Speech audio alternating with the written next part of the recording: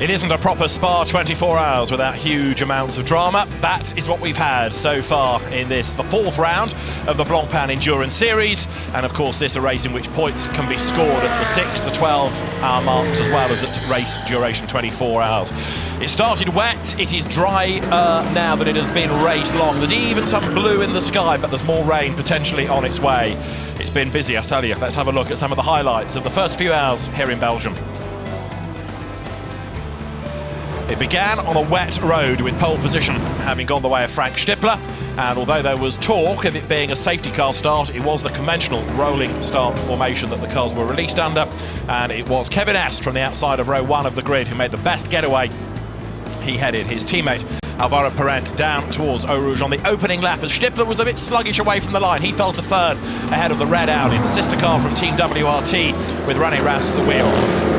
But we were only 4 corners into the first lap before we had the first casualty. Round went Frédéric Verviche. He was just clipped by the AF Corsa Ferrari of Tony Villander, and that, a lap later, would arrive sideways, then backwards, and then in the gravel. A brake caliper needed changing, maybe a legacy of that little brush that the two cars had.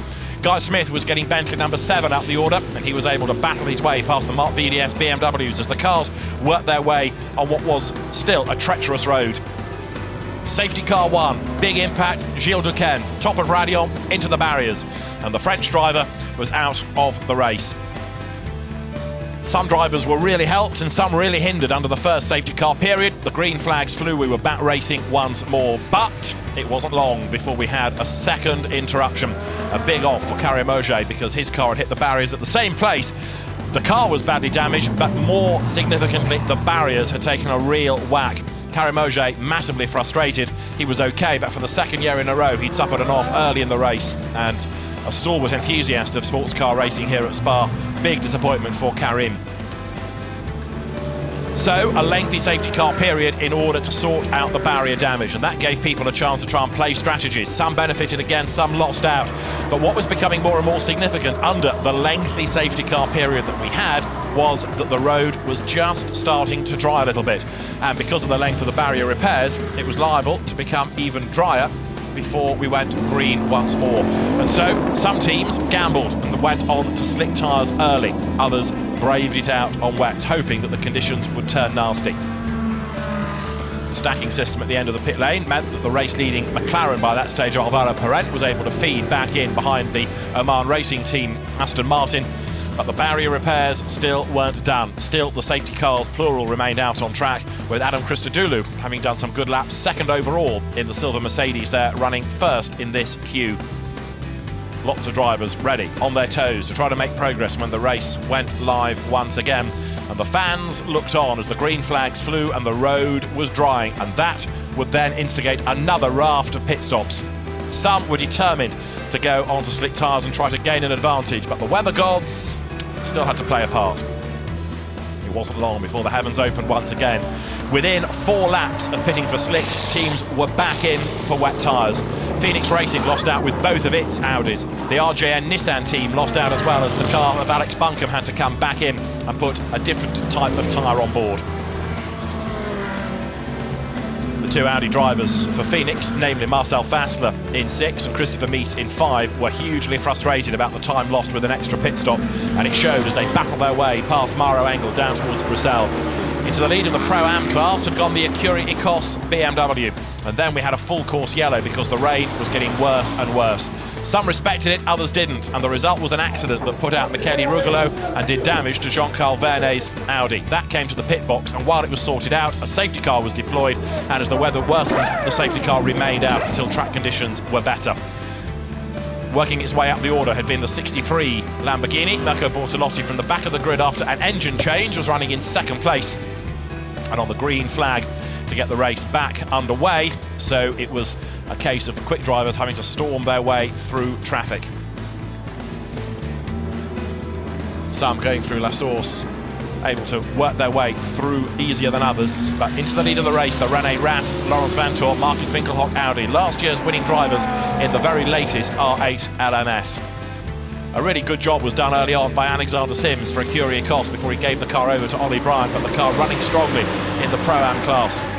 For a lap it led overall, as through traffic battled Rast as he had to work away past Norbert Siedler in the very quick Rinaldi Racing 333 Ferrari.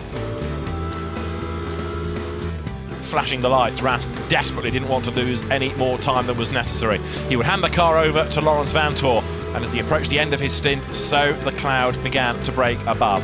Blue sky was evident, bit of sunshine peeking through as well as the cars battled their way through early evening. The Mark VDS BMWs blasted out of the pit lane. As on track, the Vanthoor Rast Audi led the way. Drama in the last few minutes though. Off the road had gone the number 70 Mercedes coming down past the endurance pits. The man behind the wheel was Alexei Karachev. The car ended up on the road. It did get going, but then stopped again, heading up towards Les Combes. It was lucky that nobody else was involved. It was quite a scare. And since we've had another car in the gravel as well, and that is the 18 Maro Engel Mercedes, now with Sean Johnston at the wheel of it. The car was in 41st place. So the yellow flags flew for another incident, and there are plenty more still to come, no doubt. Welcome back to Spa, welcome to the Blancpain Endurance Series, to the total 24 hours of Spa. In the pits, OJ Borg, David Addison and John Watson trackside, and there is the reason for the current yellow flag that we have. It is the American Porsche racer Sean Johnston in a Mercedes this weekend, as he is for all the Blancpain Endurance Series rounds, sitting in the gravel bed, and it looks as though that car may well need an awful lot of assistance to get out of there. And are we going to need a full course yellow or indeed a safety car to get that out of the way? Let's have a look as the car is attended to at how we look after 76 laps, with the number 1 Audi of Laurens Vanthoor leading from Augusto Farfus now for Mark VDS, 16 seconds between them. In third spot is 78, that's the Team Russia by Barwell with Demon Tweaks entered car. Phil Keane at the wheel of it, ahead of Stefano Ortelli in for Frank Stippler. Running in fifth is Sasha Botterman in the Pro-Am car, which is second in class from WRT. Ahead now of Kyriakos. Ollie Bryant is at the wheel ahead of Anders Fjord. Back then we have the car in the hands of Luis Plato coming next in 8th overall, ahead of Timo Glock. 9th, 10th at the moment it is Stefan Kampenhout. 11th is where you will find Eric Demont, and 12th currently is 29, which is the Black Falcon Adam Christodoulou Mercedes. He in turn is ahead of 83 with Fabian Hamprecht. Next up, it is Sergio Jimenez for Team Brazil, ahead of Santilot, that's dropped down the order now after the most recent round of pit stops.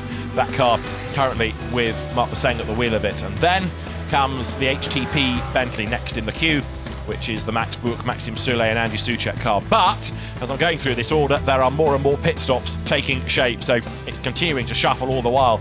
Keep an eye to some of the drivers taking over now. Danny Jonkadea aboard number 99. 24, now Julian Westwood in the car that is leading in the AM class. He's taken it over of late from Callum McLeod.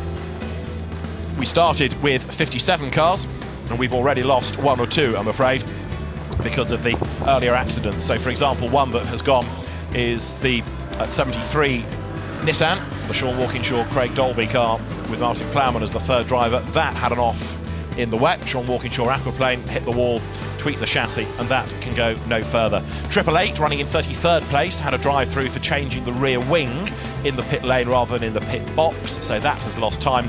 And number 7 a long way back in 35th place, Bentley number 7 runner up at Paul Ricard, but a long way down here. And number 6 has also suffered as a result of pitting at the wrong time for the wrong tyres. So too is 23 Nissan. That is another car that's dropped a long way down the order.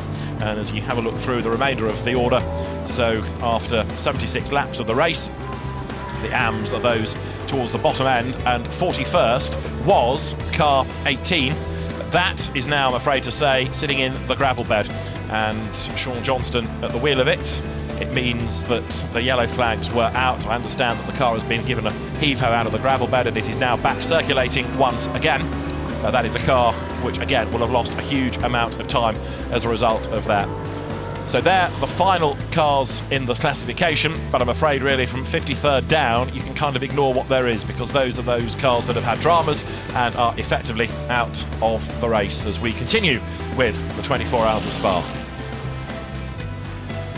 Now, one of the drivers that we touched on, having had dramas earlier and being out of the race, sad to say, Sean Walkinshaw, here at a race that his father had won in the halcyon days of the European Touring Car Championship. And Sean, I'm delighted to say, has just joined us in the booth, despite, I understand, Sean, a trip to the medical centre because you tweaked your neck in the impact. Is that right? Yeah, just coming out of the first corner when the really wet conditions started to get really bad, just in a straight line. aquaplane hit the wall, and well, I managed to get back to the pits, but when the guys looked into further, the chassis was a bit cracked, and fuel tank was out of place as well, and the seat was broken as well, so quite a lot went wrong, unfortunately. Now, you'd had to go in the Dubai 24 hours, I think I'm right in saying. Abu Dhabi 12 hours. Abu Dhabi 12 hours, right, okay. But this, the first time you've done the Spa 24, and it must leave a really sour taste. You go through all this preparation, and then for circumstances, you don't really get into the meat of the event. Yeah, it was really hard. Obviously qualifying didn't go to plan, but the race was going really, really well. Just before, like about half an hour before, we were running in P7, so it was going really, really well. We knew we had good race pace after practice, but unfortunately this happened and the race is now over. And as I say, it's an event that your father had won, so I'm not suggesting that adds extra pressure, but it's a significant one in the Walkinshaw family. Yeah, it was a very meaningful weekend for us. It was a shame because obviously my dad had a very good history here. We were hoping to have a very, very strong weekend here as well, but we have to come back next year and try again. Sean, just trying to help our audience understand just how on one lap, the previous lap, track conditions coming out of La Source down to Eau Rouge were acceptable, and that's what Spa is all about. It just changes so dramatically that you get caught simply, you just too much deep water. Yeah, it was really shocking. That first lap was normal conditions, normal wet conditions, and then I coming down to the bus stop chicane, all of a sudden a huge downpour. Couldn't see the car in front of me that was maybe 15 metres in front of me, couldn't even see him because the downpour was that bad. And then just coming out the first corner, just straight line, aquaplaned, and went in the wall hard. So you have to go back to the team and explain all of this, but if you put a different hat on, there's SWR, Sean Walkinshaw Racing, that runs cars, has had a win even in the BRDC F4 Championship. So the next time your driver comes to you with an excuse, you can look at it differently, can you? Yeah, slightly differently. It's just different circumstances most of the time, but yeah, it's just a shame. You put so much hard work into everything. We've been here since Monday, and you're out after the first 2.5 hours, and there's another 21 of this to go. It's a bit of a shame, but guys will fix the car. We'll come back stronger for Portimao in the sprint series and Nürburgring for the endurance. I accept that you've had limited running in the race and limited running over the weekend, but just talk us through the best bits of this circuit, because it seems to have so much in it. It's one that drivers seem to love. Yeah, obviously Eau Rouge is the big thing. You come last year I was doing single seasons in Formula 3. Be here with the lowest downforce setting you could possibly get, and all these corners are easy flat. You come in a GT car and it's properly on the edge. It's so hard to do, and then you come into the wet, it's even harder. It's every single corner you're fully sideways and just hard. It's just so much fun. What about this section? What about Blancpain? Because it's somewhere that everyone thinks requires massive commitment, and there, just to prove the point about commitment, is a very crumpled Audi, and is that a WRT car? Or is it a Phoenix car? ISR. It's an ISR car. It's the 75, is it? The ISR car. That's going to bring out the safety car straight away. So, safety car deployed. I was about to ask you about that corner requiring commitment, but, well, there's more evidence of how it can bite. Yeah, it's a really, really hard corner. In the dry it probably is flat, but in the wet is very, very sketchy. You have to watch out for the curves there. Yeah, but I think one of the things that's probably happened is that everybody's been more or less going on to slick tyres. And if you put one of your slick tyres just on the edge of the damp patch, particularly in a high-speed corner like Blancpain, the car's just going to get away from you. And that car has gone from about 50, 40 metres to the right of where the car is now. It's a long way off track, and it still had momentum to do a lot of damage to both the car and the tyre wall. Hopefully the driver is able to get out and be not other than shaken and stirred, but big impact, high-speed impact. Yeah, especially now at the moment the track's drying, people are trying to experiment a lot more with the curbs, seeing if they can use them. Especially they usually use all the green on full entry, and I guess maybe the green part caught them out a little bit and straight in the wall. Well, there you can see the damage to the Audi. You can see the tyre wall that's all now distorted, so clearly it's gone in very, very hard indeed. Salaquada had hopped out of the car. The medical car is on the scene, but yeah, a big impact that. That extra runoff, of course, is meant to slow down cars with the extra traction. Now, at the top of the shot, let's see what happens, and the car just breaks away there, just a dot, and then round it goes. It disappears behind the trees, but you just saw it break away. Yeah, it's really, really unlucky, because it can easily happen. Probably just went a little bit quicker in and just lost it. Didn't go on any of the curves, just just the position of the car in the corner, it was sort of middle of the track coming through the corner, back end lost traction, and you're a passenger. Once the tyres, you start that to break away, there's little, even on a tarmac bit of runoff, which is there to slow a car down, it still was able to get to the tyre barrier. Yeah. That's going to have to be reconstructed before this yellow flag is going to be withdrawn. So there you go, Sean. It happens to others, even on a dry road. I know that doesn't make you feel better, but it wasn't only you in strife. Yeah, it's, you know, quite a few guys actually, I think, crashed on the exact same lap I crashed on, so it just happens. Just a shame, you know, 20 seconds later the safety car would have come out and it wouldn't have happened. It's just... ifs and buts. Yeah, exactly. Yeah. So what happens now? Do you go and have a nice meal and try and get it all out of your mind? And I think I have to probably try get the mechanics a beer, really, after all that. But Something that Sean and Craig and Martin were going to do, which I thought was a bizarre, but you know, this is what you do your first 24 hours. They weren't going to go back to hotel. They were actually going to sleep. They've got a double-decker transporter that converted the upper deck into something like a Boy Scout sleep. I mean, explain what it is, Sean, just briefly, because it helps people understand that not everybody stays in a 5-star hotel at Spa. well, no, you know, we want to be in the action. You know, it's really hard to sleep as it is, but in case anything happens, we want to be as close to the track as possible, to the car, so we can, if they want us to get in the car as quickly as possible, we're there. So in our truck, we've got 2 floors, so we converted the second floor into sort of a sleeping area for some of the drivers, some blow-up mattresses and stuff like that. And who's the snorer amongst you? Unfortunately, we didn't get to discover that, really. I think you're very lucky. Oh, yeah, well, I'd have liked to have. I understand that totally. now this is the car that was in second place when it came into the pit lane. Just to have a look at what is happening, it was the Pro-Am leading car, but could potentially, it will lose overall places. It might even lose the class lead depending on how it suffers as a result of the safety car. We've had Anders Fjordback bring it in, and there is Philip Salaquada trudging his way back to the pits with some explaining to do. So 17 Ferrari back into the race, and Philip Salaquada, that's the walk of shame, isn't it? Yeah, slightly, because that... Oh, yeah, there's no nothing really to say about pointing that. a finger, you have to say that was down to Philippe, that particular incident. I mean, the road, the line certainly was dry, but he might have just caught the damp bit on the way in, or used this what they call the green bit, it's a bit like AstroTurf. But that holds water as well. I mean, it's great in the dry. You can put... Well, some people were putting all 4 wheels off on it when they were doing their qualifying runs, but it still will retain some moisture, and you can just be unfortunate. Yeah, exactly. You know, that was probably his fault, but at the same time, he's trying to find the edge. It's just a really bad place to try and find it. You know, Blanchemont's probably the quickest corner on this track. You know, most of the cars here in dry conditions will be flat through that corner at 240 kilometers an hour. So to lose it there will be a big impact. Absolutely. More pit stops then being cycled through as the safety car is out. Sean, better let you go and buy these mechanics a beer. Yeah. Cheers. Thanks a lot, guys. I hope your neck's not too bad. Commiserations. So the MRS Nissan, sad to say, out of the race. Thanks to Sean Walkinshaw. And as the car then is in its garage out of the race, we look at more pit stops being cycled through. But let's head down to the pit lane. We're going to have at least 20 minutes of safety car here, but OJ Borg is down in the pits, and he's found Anders Fjordback fresh out of the car. I have indeed, straight out after his stint. Great work bringing the car in second place. Yeah, thank you. It was so tough here with the traffic, and now the track is drying up. The first hour was the easiest part, which it was like straight and always wet. Now after it started to dry up, it was really for me it was hard to stay with the pace with the leading car. So yeah. Second overall, first in Pro-Am. What's been your secret? Is it just being consistent? No, we had a lot of bad luck in the qualifying. Then we had some luck with the pit stops here, and our pit stop strategy was pretty fine, and then just consistent going on. So let's see how it will go now from now on. Other drivers I've interviewed have said things like you could only see 2 meters in front of you. Is it really that bad out there? Yeah, it's like last year in the 1,000-kilometer Nürburgring, it was pretty bad.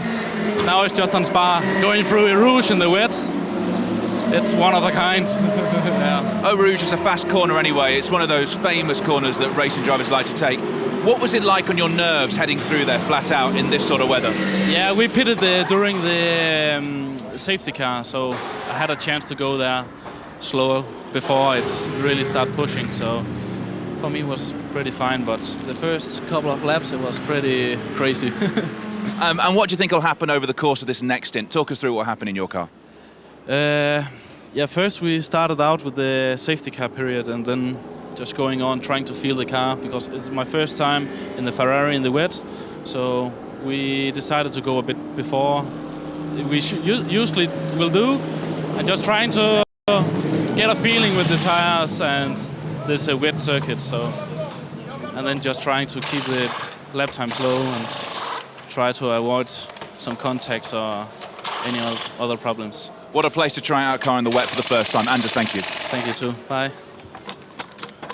So Anders Fjordback, who has come into the Blancpain Endurance Series relatively late, only joined in really at the back end of last year at the Nürburgring, has done a good stint, more stops being cycled through, of course, losing less time by doing a pit stop under the safety car than he will under green flag conditions. Now, the safety car is going to be out for at least 20 minutes, we are told, and this is, again, and John Watson made the point, to sort out the barrier damage as much as it is to get that car out of the way. Yeah, I mean, it's a simple tyre wall, but actually it isn't quite as simple as that because it's got to be secured.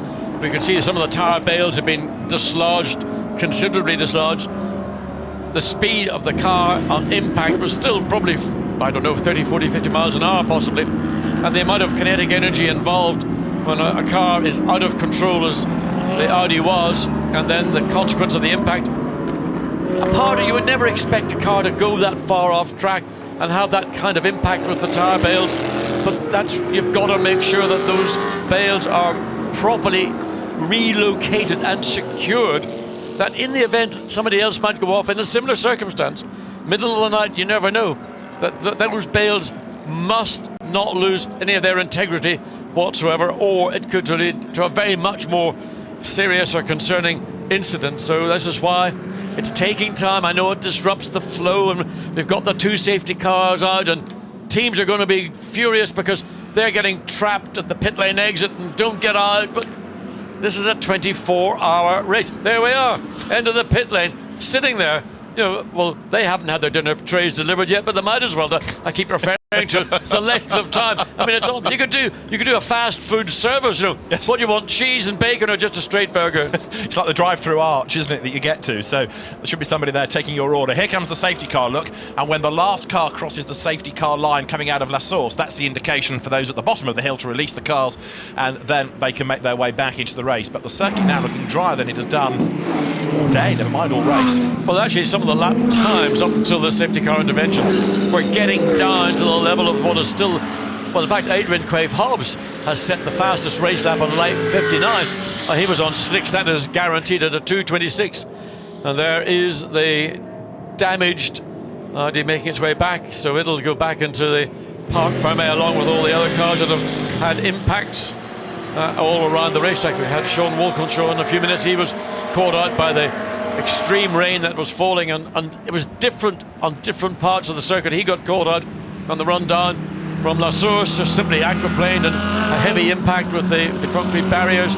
Suffered a whiplash. He's had treatment. He seems all well and good.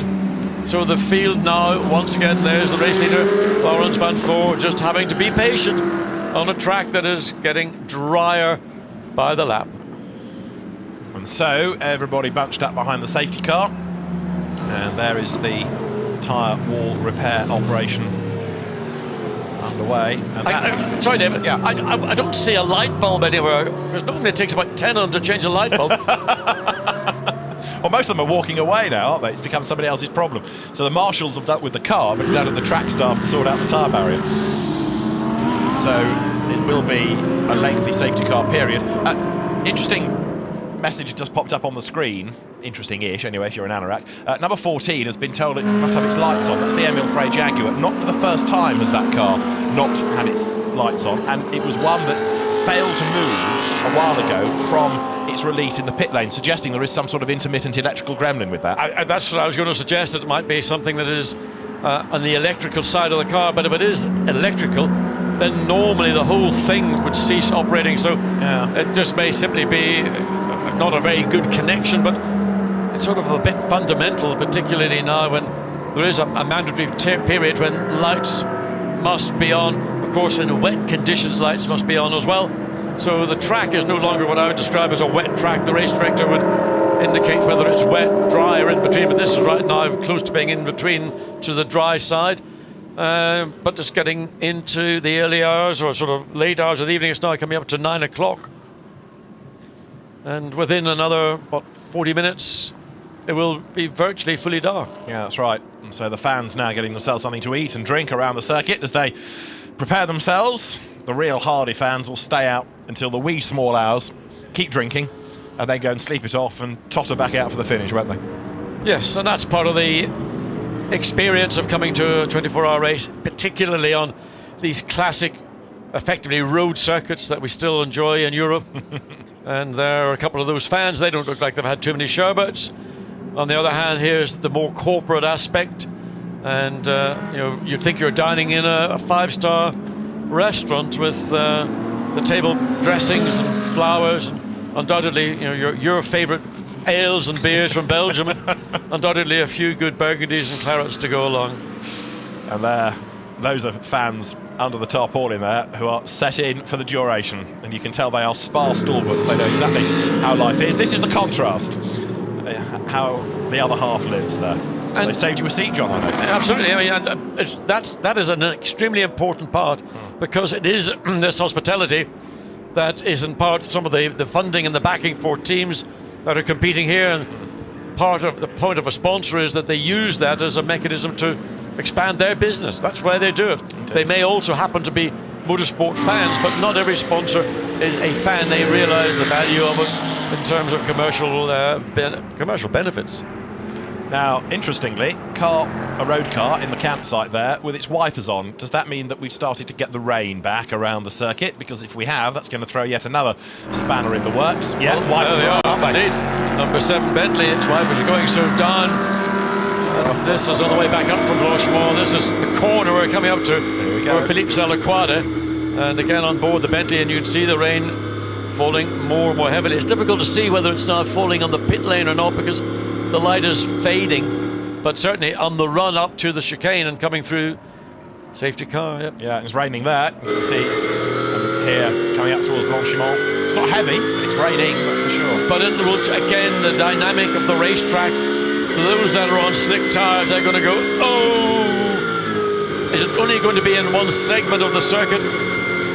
There we can see just out to the right how far that car of Salaquada's went before it made contact. But the issue that drivers are going to now be on the radio to their team, is it raining all around the racetrack? Well, they'll know that in another lap. How heavy is it? Is it going to last? The sky looks not bad, but we are at Spa, so I don't think anybody's able to really give an accurate lap upon lap forecast as to how it will change. So race order, Laurens Vanthoor leads from Edward Sandstrom now, because this car of Andy Soucek has just come down the pit lane. It's Bentley 8 that's in, Bentley 7 is in also. And there they are, the two of them. And they continue to do this. They bring them in on exactly the same lap. So it's happened almost, I think I'm right in saying, on every pit stop. They've come in as a pair. Sometimes teams don't want to do that. They want to stagger them, so they've got a bit more space to work in the pit area. But the M Sport team bringing them both in at the same time. And they've got a set of wets sitting, waiting. Now they may or may not know that just Stephen Kane has just had a refuel, and Andy Soucek waiting to go as well. So no tyre change for the Bentleys, but the tyres are there. They're now being taken back into the garage. In the event that either driver said, look, conditions are changing, and watching to see if there's still rain on the windscreen. It may not be up at La Source, the highest part of the circuit, at this end of the circuit, as opposed to the far end where you are at Les Combes. So we're not seeing rain at the present time in the pit straight or in the pit lane.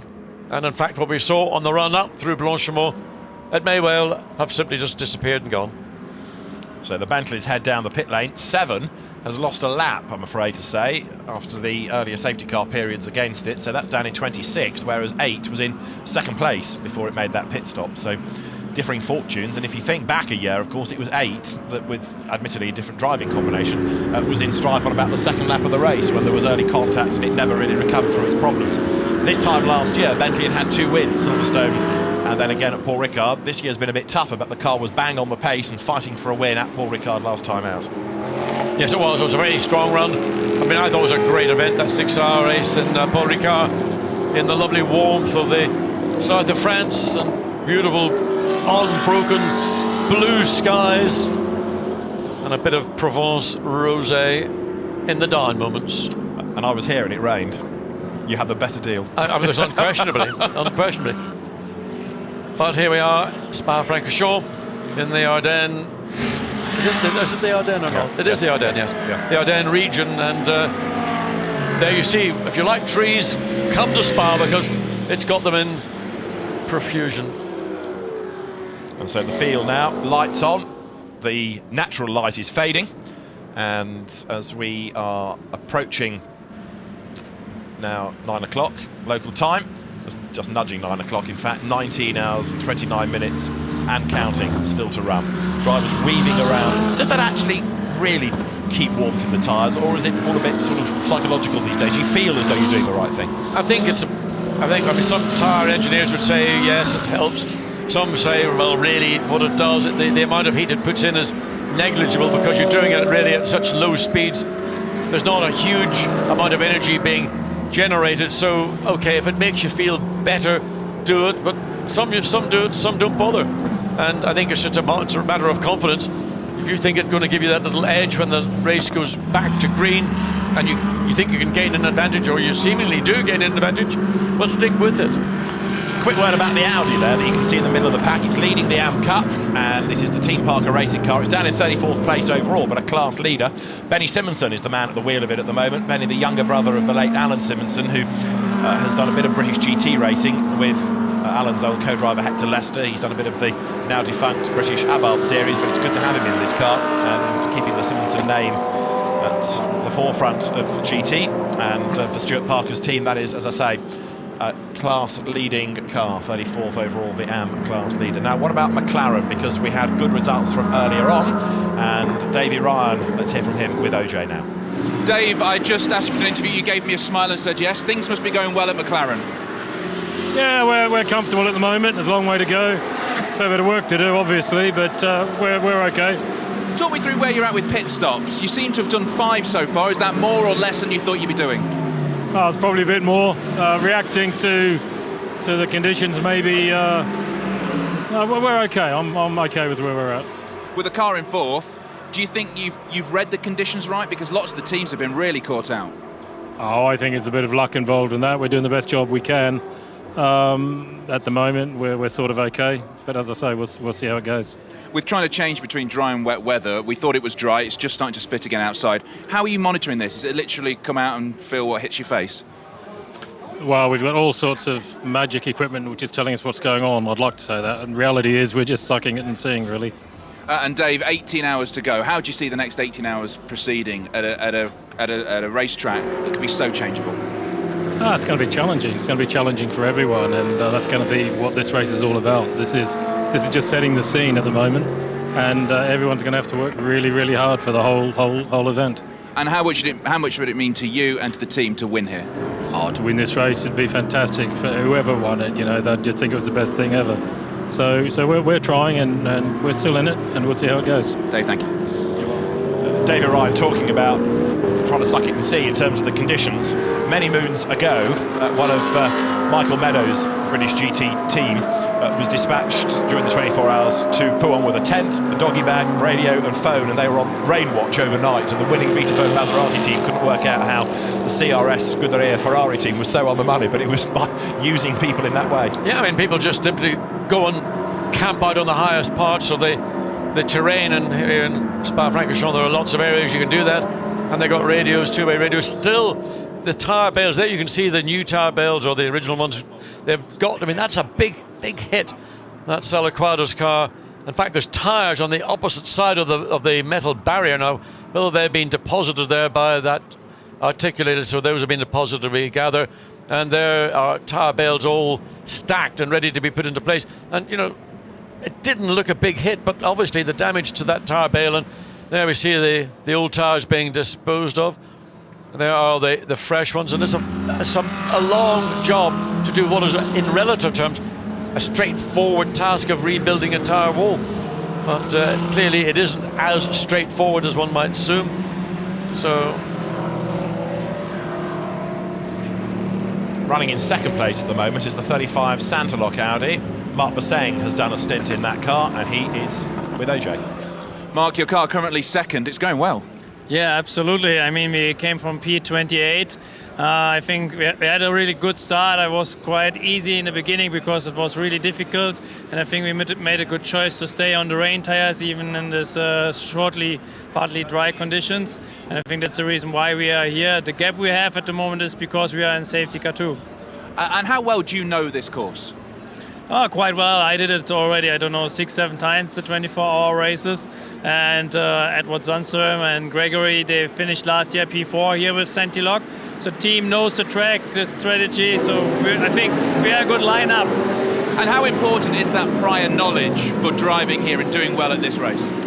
It's definitely helpful, you know. Edward and me, we're doing as well GT Masters, and we were in the rain here, so we didn't need any laps to be quick immediately, and that was, I think, as well a little advantage we had.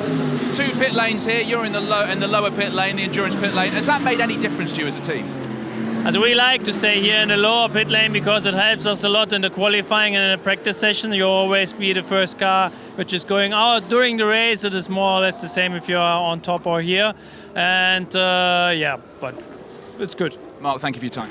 Thank you. Yeah, the Santilok car running in second spot. Wipers on the run up towards Les Combes. It does seem as though now we've got a spar, or 2 spars in a sense, the wet and the dry, because it's not wet to the same extent all the way around. No, it's not. What is this about? Dear. One of the Gottfried Grasser cars, Jerome Muhl, again down at the lowest part of the circuit, coming through Campos Corner, and somehow or other he's managed, and he's having trouble getting the car to turn. He put a lot of... He damaged the rear of the car because it just didn't really seem to turn when he had the lock on, and now he's having trouble getting reverse gear. But, John, a safety car and people are spinning.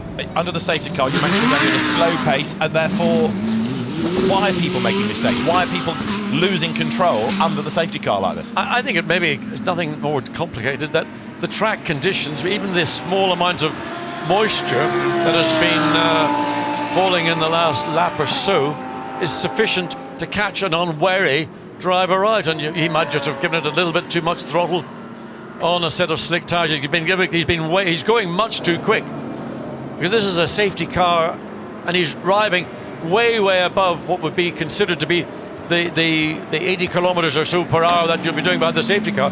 Now he may go into the pits at this occasion. Now he's staying out. He needs to be very careful, because he is doing something which is not permitted, and that's driving at racing speed under a full course yellow, and that will not go unobserved, because he thinks, I need to catch up to the tail of the group of cars I was in. But he's going to exceed the speed, and that may well see a further penalty to add to the penalty of having had made an error down at the lowest point of the circuit. So as the cars work their way behind the safety car, and we know it's going to be a lengthy period, there is one that's under investigation for safety car procedure, and it is the Emmanuel Orgeval driven Delahaye Racing Team AM Class Porsche. I'm afraid we haven't really seen much of Porsche in this race. This is number 50 Ferrari, which was leading the AM Class early on, but with pit stops and different driver pace. Gary Kondakov from Kaspersky is the man behind the wheel, and that car now has dropped into 43rd overall, but in real terms that is 1, 2, 3, 4, 5, 6th in class. You get a readout on the digital screen just ahead of the driver, giving gears, giving lap time, pluses and minuses, and also this car carrying a rear-facing camera. That additional little screen in the middle of the picture is the way that the driver will get his rearward information, rather than relying simply on the 2 wing mirrors. There's no interior mirror in the car as you would normally expect when you buy a £180,000 Ferrari 458. So they use these little video cameras, and that's the image that he's got looking backwards. How technology works in so many different ways. You're looking on the screen at the standings lower down Pro-Am, which, just to recap, is being led at the moment by number 78 BMW, which is the Team Russia by Barwell with Demon Tweaks. Snappy title. Leo Machitsky is the man at the wheel of the car at the moment. He shares it with John Minshaw, who is Demon Tweaks, with Phil Keane, and with Johnny Cocker, who did a great first stint in that car. Second in Pro-Am is WRT's car of Max Cobalt, Sasha Botterman, Peter Schrothorst and James Nash. And then third in Pro-Am at the moment is number 11, which has gone back to Alessandro Bonaccini. Michael Lyons, Andrea Piccini and Michael Brozniewski are the other drivers in that car for Castle Racing. just watching this onboard camera shot on the Ferrari, there seems to be a certain point in the engine rev range which sets up a little harmonic vibration, which is causing the camera to vibrate, because at certain points the image, the 50 and the names of the drivers goes out of focus, whereas at a lower speed comes back into focus, which indicates to me there's well, I know from, in fact, with this 458 or Ferrari V8 engine, there is quite a substantial harmonic in the sort of the middle to medium range rev range, and that just gives me an indication that they haven't done anything about it. It has been a very popular GT car and a customer-friendly GT car. There is 111, which is the Kessel Racing Ferrari. This year the car of Steve Earle, as last year, Liam Talbot, and those two had, of course, a win at Monza at the start of the year with Marco Zannottini and Mark Rostan taking the 4th seat in that car. It was the one, or it was the equivalent car, remember, last year involved in the big incident, and I mentioned earlier on about Marcus Mai, his recovery. Delighted to say that Marcus has been joining us and he has been watching, and he's keeping tabs on all of his friends, not just Kessel Racing, but other teams as well, so it's good to have his company. Florian Strauss at the wheel of 22 here as he works his way downhill. This rain is a real tease, isn't it? Because it's neither one thing or the other. It is a tease, and of course, with everybody on slicks, and of course, usual story, low speed, loss of temperature, loss of pressure in the tyres, and it is just, it's not insignificant, but it's, every, what, 15-20 seconds you see the wipers on intermittent giving a sweep of the windscreen.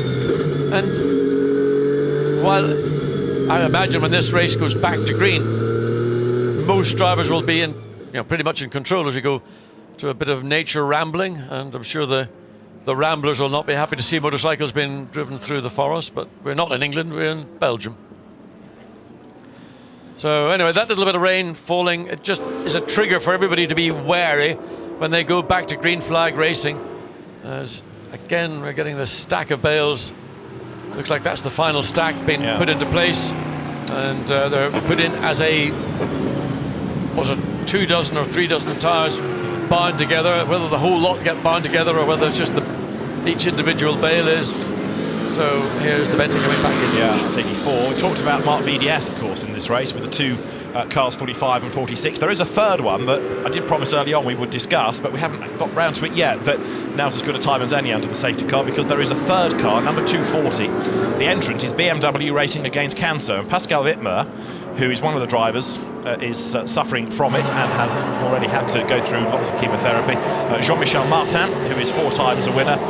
We've got Eric van der Poel as 5 times a winner, and Marc Douay 3 times a winner of the event. And each of those drivers is going to do 24 minutes in each of the 4 quarters of the race. And the money saved by not running for the rest of the time is all given to a cancer charity to try and help to raise funds and to raise awareness. And there, look, down in the garage is Mark VDS and friends racing against cancer, and you can see Let's Fight is the message, and Alex Marcet can tell us more about this idea. He's down in the pit lane with OJ now.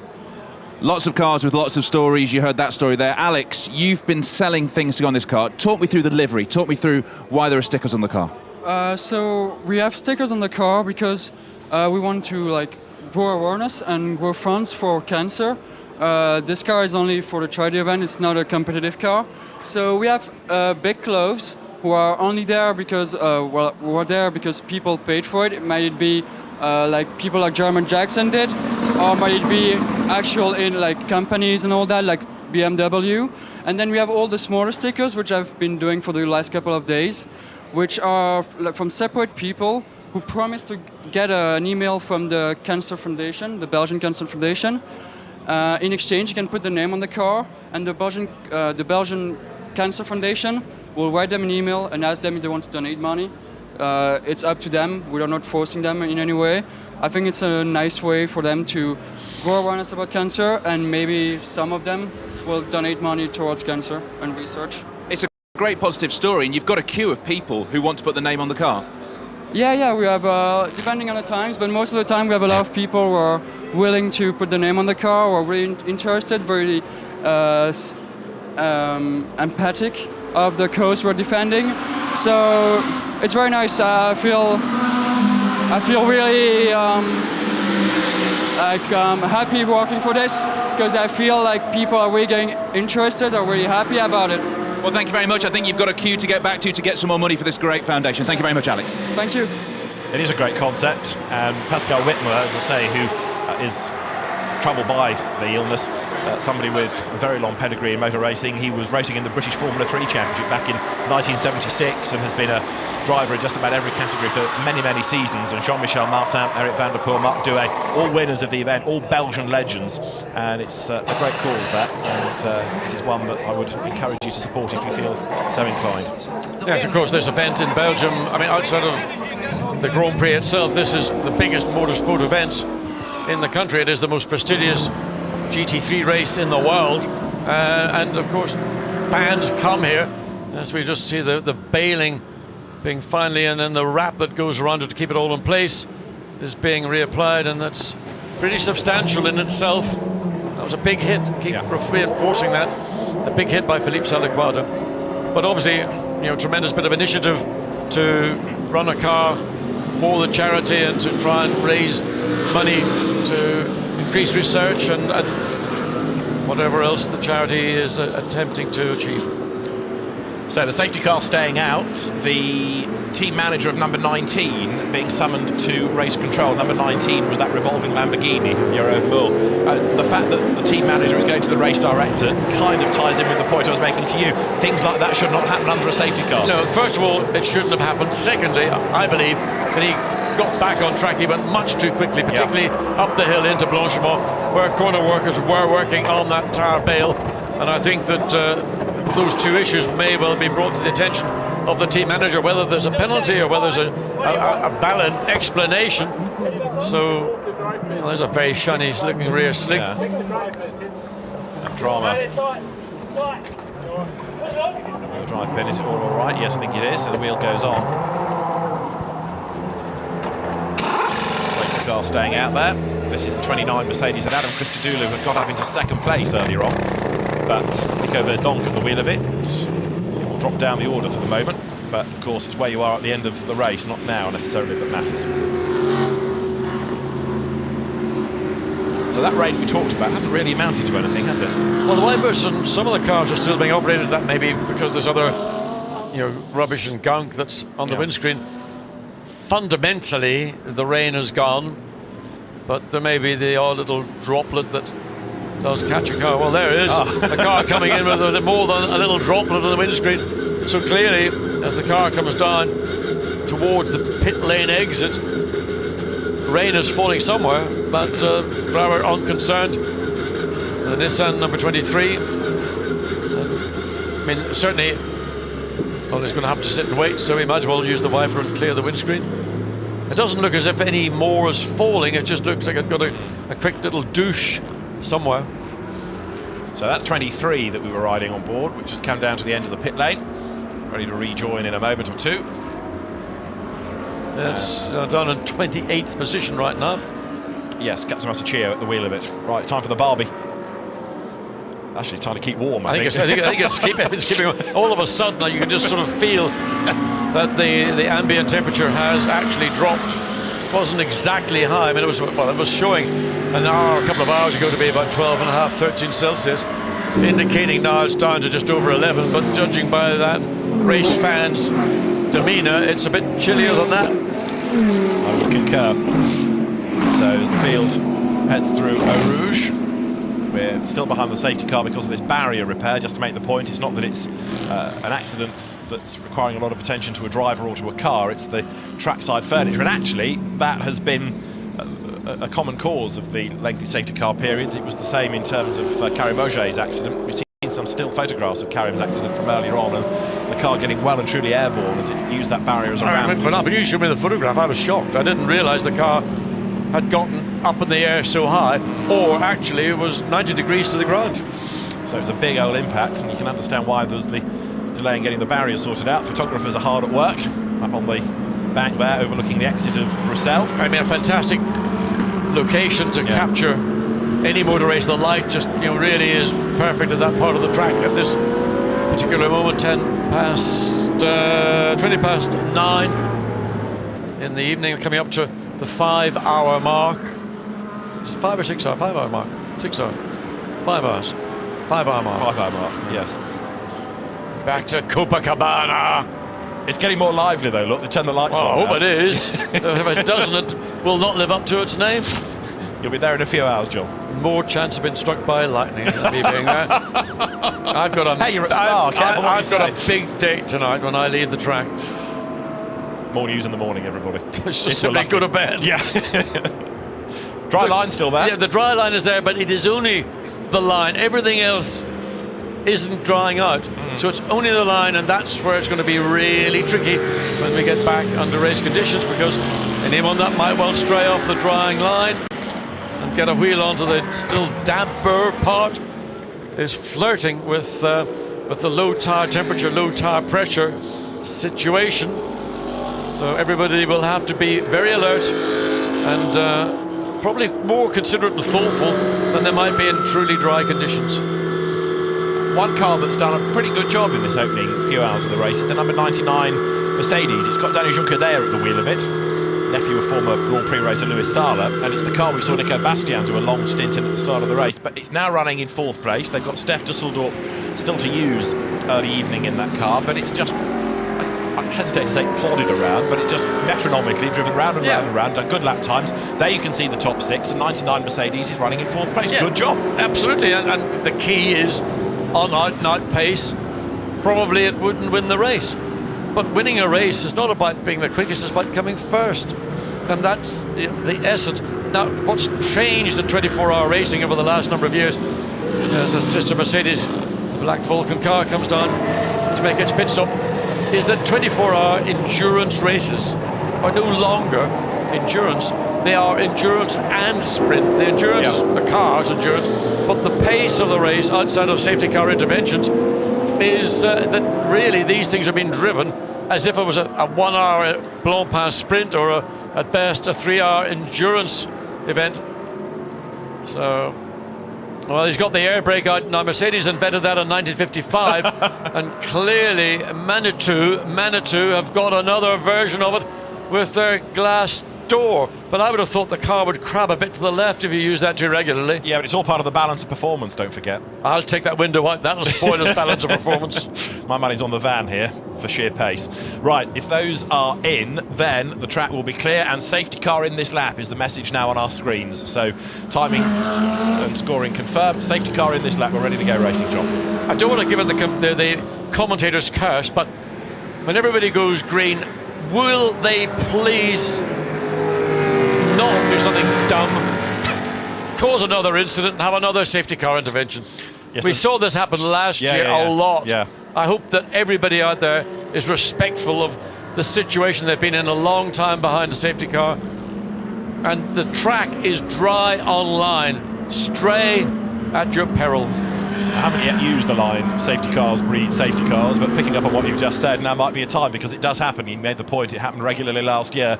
And of course now with a dry line but greasy offline, it's just there to trick you. You think there's more grip perhaps and push a little bit harder. And now we've got to the point where, of course, with all the traffic, you are going to have to overtake and go offline to do it. And also you're in that sort of light where it's not dark, but it's not light, and it's where it's quite difficult, sitting at the level of the height that the driver is, to always be precise and know that, well, am I on the dry bit or am I straying onto the damp bit? The two colours sort of blend in each other. It is a really tricky time of a 24-hour race, the levels of light we've got with these damp offline track conditions. It's Gary Kondakov at work, the business operating officer of Kaspersky, new to Blancpain this year, first Spa 24-hour appearance. And even though he's at a relatively slow pace behind the safety car, you can see the concentration. I also see an open face helmet. Yes. I thought those went out with the arc. They're the sort of modern version of an open face, aren't they, with the microphone communication, the chin piece, So safety car in this lap, lights are out on top of the safety car. Second in that queue is the leader, Laurens Vanthoor. And it's going to be an awful lot of shuffling around in the traffic now. But they've also got Adrian Quaife-Hobbs not very far behind in the McLaren now. There's going to be a lap between them, isn't there? They are a minute back, yes. Adrian Quaife-Hobbs' McLaren running in third. It's had 5 pit stops to most other teams 4. It sort of gained a lap early on, but has then lost it again by having to make that extra pit stop. So it's actually balanced out, really. Yeah, they went in. In fact, Quaif Hobbs still has got the fastest race lap on lap 59. We're on now. What is it? We've lost the number of laps we were on at the minute. We're on lap 90. Okay, so it was quite some time ago when we went into that slick period. Before then, we had that major downpour, somewhat hour and a half ago. So hold on to your hats, we're ready to go racing. The WRT Audis will work their way up towards the timing line with, if you look, number 2, Stefan Ortelli at the head of the queue, but he's about to go a lap down because as he comes through, the leading car is right on his tail, so through they go. And if Laurens Vanthoor gets ahead of that car, then it spells really bad news for Audi number 2, the pole position car, because to come back from a lap down is very difficult in a 24-hour sprint like this. So Ortelli has got to get away from Vanthoor, but that is not easy. And Laurens Vanthoor now tries to put a lap on the sister car, and he does so. Yeah, I think to some degree, Stefan Ortelli went a little bit, and it didn't go wide in the exit, but he gave the opportunity for Laurens Vanthoor to make the undercut, got the drive off the corner, got that little bit of extra speed and made the pass cleanly all the way down, and it didn't look like it was a team, as Kasparov gets out, it didn't look like it was a team controlled scenario. Now Kondakov out, who gets in? Let's have a look.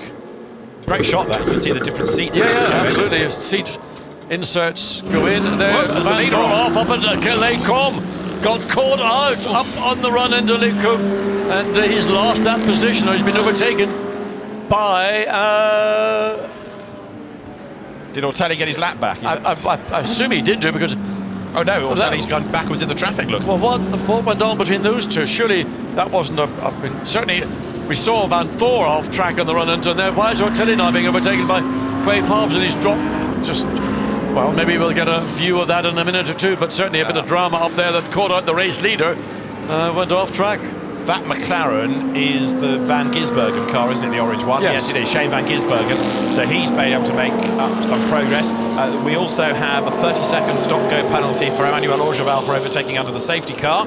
But Laurens Vanthoor is getting away up front on this now, lap 91. Despite his off up at Les Combes, he's back on it. And there is Stefan Ortelli trying to work his way around the outside of the other HTP Bentley, and he's gone through, but Van Gisbergen is on a mission here, the Silverstone winner.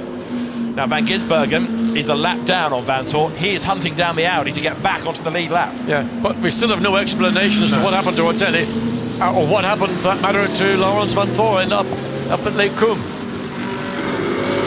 Now, how are the Bentleys doing? 11th for Andy Soucek. Car 7 is down in 32nd place. And Malcolm Wilson from M Sport can tell us why. Malcolm, 11th and 32nd right now. Where on the level of going to plan are we?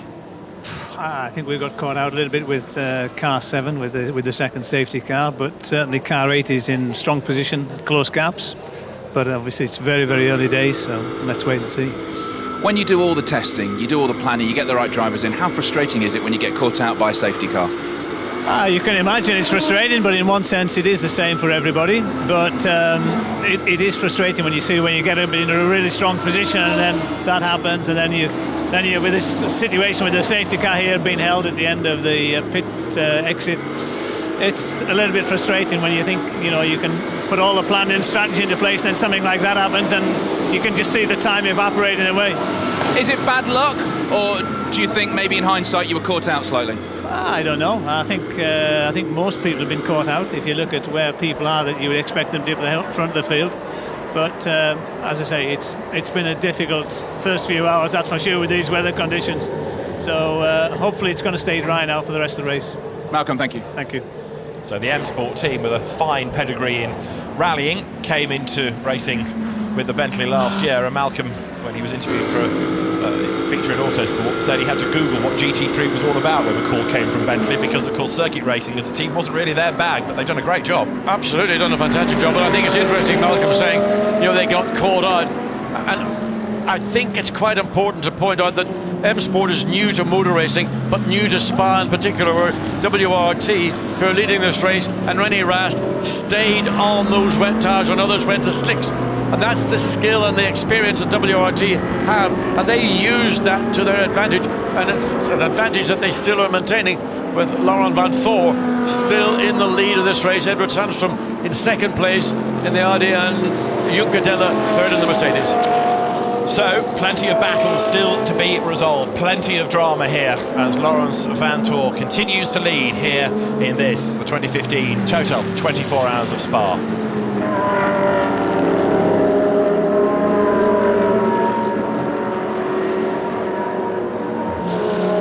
So we're on lap 92, Audi leads the way, track conditions drying, but of course, because of the nature of this race, just as the track starts to improve, the light fades. You gain with one hand and you give away with another or something like that, and so things are changing all the time for the teams. Yes, I mean, you imagine someone like Laurens Vanthoor, René Rast, most of the Audi, Mercedes, BMW drivers, they spend their whole lives doing 24-hour races, be it at Nürburgring, Dubai, you know, even Paul Ricard, a 24-hour race the other day. We did our 6-hour Blancpain race, and the Nissan just been overtaken by the Audi as they make their way back up through to Blanchimont. Chio being slightly cautious, I would have said, whereas the Audi, one off track on the outside, one of the Bentleys I think it was, but manages to get back onto track without any difficulty, but just simply was pressurised by the Audi. There's the Bentley coming shooting up the outside into an real congestion. 4 cars into one won't go there. Well, actually 6 cars, and you can see just, I think it was either, maybe it was that BMW, I couldn't quite see it, but suddenly speared off on the outside of Blanchimont. And there, look, number 4 Audi at the inside of the RJN Nissan. That is doing a good job. That's Sacha Botterman at the wheel of that car. Don't forget, it is second in Pro-Am Audi number 4. And Sacha Botterman, who's raced in the French Carrera Cup, French GT, French Touring Car Series, the Seat One-Mate Championships in France and Spain. New to Blancpain this year, but he's coming on pretty impressively, actually. And this is a good stint by Botterman now, up into 10th overall and second in class. A little bit of rain on the windscreens, but look again, the Bentley's coming back, has got the drive up the hill. But the Audi was certainly forceful in the way that it made its way through traffic down the bottom of the circuit, all the way up the hill. Oh, it's the Nissan, not the Bentley. Again, that shows just where the strength of the Nissan lies. And they were given that additional little break in the BOP over what they've been given initially for practice and qualifying. So that indicates that it's certainly helping them. They're not being hindered by that additional, well, maybe 10, 12 horsepower. Now, who did we last have in that car? It was Katsumasa Chiyo, wasn't it, in 23, but it's down in 31st place. They've still got a long old slog ahead of them. And now Sacha Botterman being put off his stride a little bit, and he's about to lose another place. They drop downhill. Traffic coming past him. That's the Gulf liveried, backed at WRT Audi. Through has gone number 19, Euro Mull, after his earlier spin. He's got to redress the balance, hasn't he? He came down, coming down the hill into Pujol, offline. You could already see there was still enough spray coming off those rear tyres. And again, Sunday, number 4, which has been really, really strong. You know, just beginning to, I don't know why, Sunday lost, losing places, you know, virtually by the corner on this lap. Although some of those places are cars unlapping, like number 5 that's just gone through. That's the Phoenix Audi with Nicky Tim at the wheel. That's 2 laps down now. Now, the Phoenix cars are the latest R8 LMS, they're the new cars. Yeah, the G2s. Yeah, Phoenix is a top team, but because they got it wrong on tyre choice earlier, they've been massively compromised, and those cars, 32nd and 33rd, 2 laps down, I would say, are out of the equation. Your own Mull and the Lamborghini trying to make further progress, having to back out of it, coming up into Blanchimont. Came out of the Courbe, Paul Frere, virtually side by side, but it wasn't really. Number 4, Audi looks like it's back at the races. I don't know, it's this sort of slight inconsistency, lap upon lap, for whatever reason. What we are seeing, John, as well, are purple sector times. In other words, absolute best in sectors, partly because it's drying out, partly because in this stint the fuel load is coming down, and also, of course, the temperature is cooling. Yeah, temperature drops, which is good for aspirated engines. Actually, all those cars, basically the Bentleys and the Toyota that are turbocharged engines, they don't really make any additional horsepower in denser, more dense air, where an aspirated engine will do. Nevertheless, you saw the Nissan just simply pull out and drive away past the Audi, up the long Camel straight up into Les Combes. And here's this great gaggle of cars with a Mark VDS BMW at the back of it. Now let's just see which of the 2 of those that are doing the entire race. That is it 45 or 46? As it goes over the timing line, it's 45. Augusto Farfus up into third place now. Yes. And Farfus, look, is hunting down the 99 Mercedes. That's 2 cars up the road.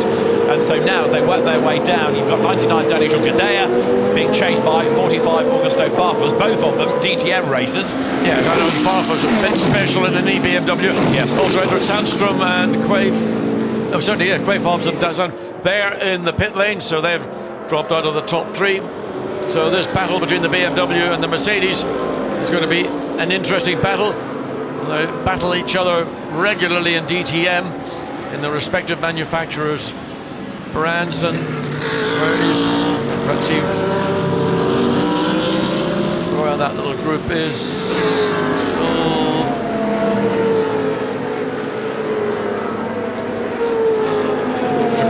Which is the now Stefan Kampenhout driven Ferrari. Augusto Farfus is stuck in traffic, isn't he? Because he hasn't found a way past 71 yet, which is Lewis Plato, the British driver, former radical racer, British GT racer nowadays. And so as you head downhill with Farfus, he's got to work his way through this battle pack ahead, yeah? Yeah, is this the same old story for the BMW drivers? This is the part of the circuit where they've got very, very good balance, very good grip, downforce. When they get onto the fast parts of the circuit, Mercedes, and there you can see Farfus, trying to laser out the rear of that Mercedes-Benz with the powerful lights that these cars have got fitted. So he's coming up to the end of this middle sector in the Spa circuit, and the advantage that he has held, he's not been able to do anything with, as the McLaren, the Von Ryan McLaren, is back into the pits. Number 5, this is the car that was driven by Alvaro Herent initially. The Emil Frey Jaguar under investigation for an incident under a full course yellow earlier on. Lawrence Vanthoor is in the pits, the leader is in. So, Danny Juncadea's Mercedes is about to inherit the advantage, and here Augusto Farfus is going with him. And now, with Vanthoor in the pit lane, Farfus cannot afford to get stuck in traffic. You can see he's flashing the lights, see the reflection on the Ferrari ahead.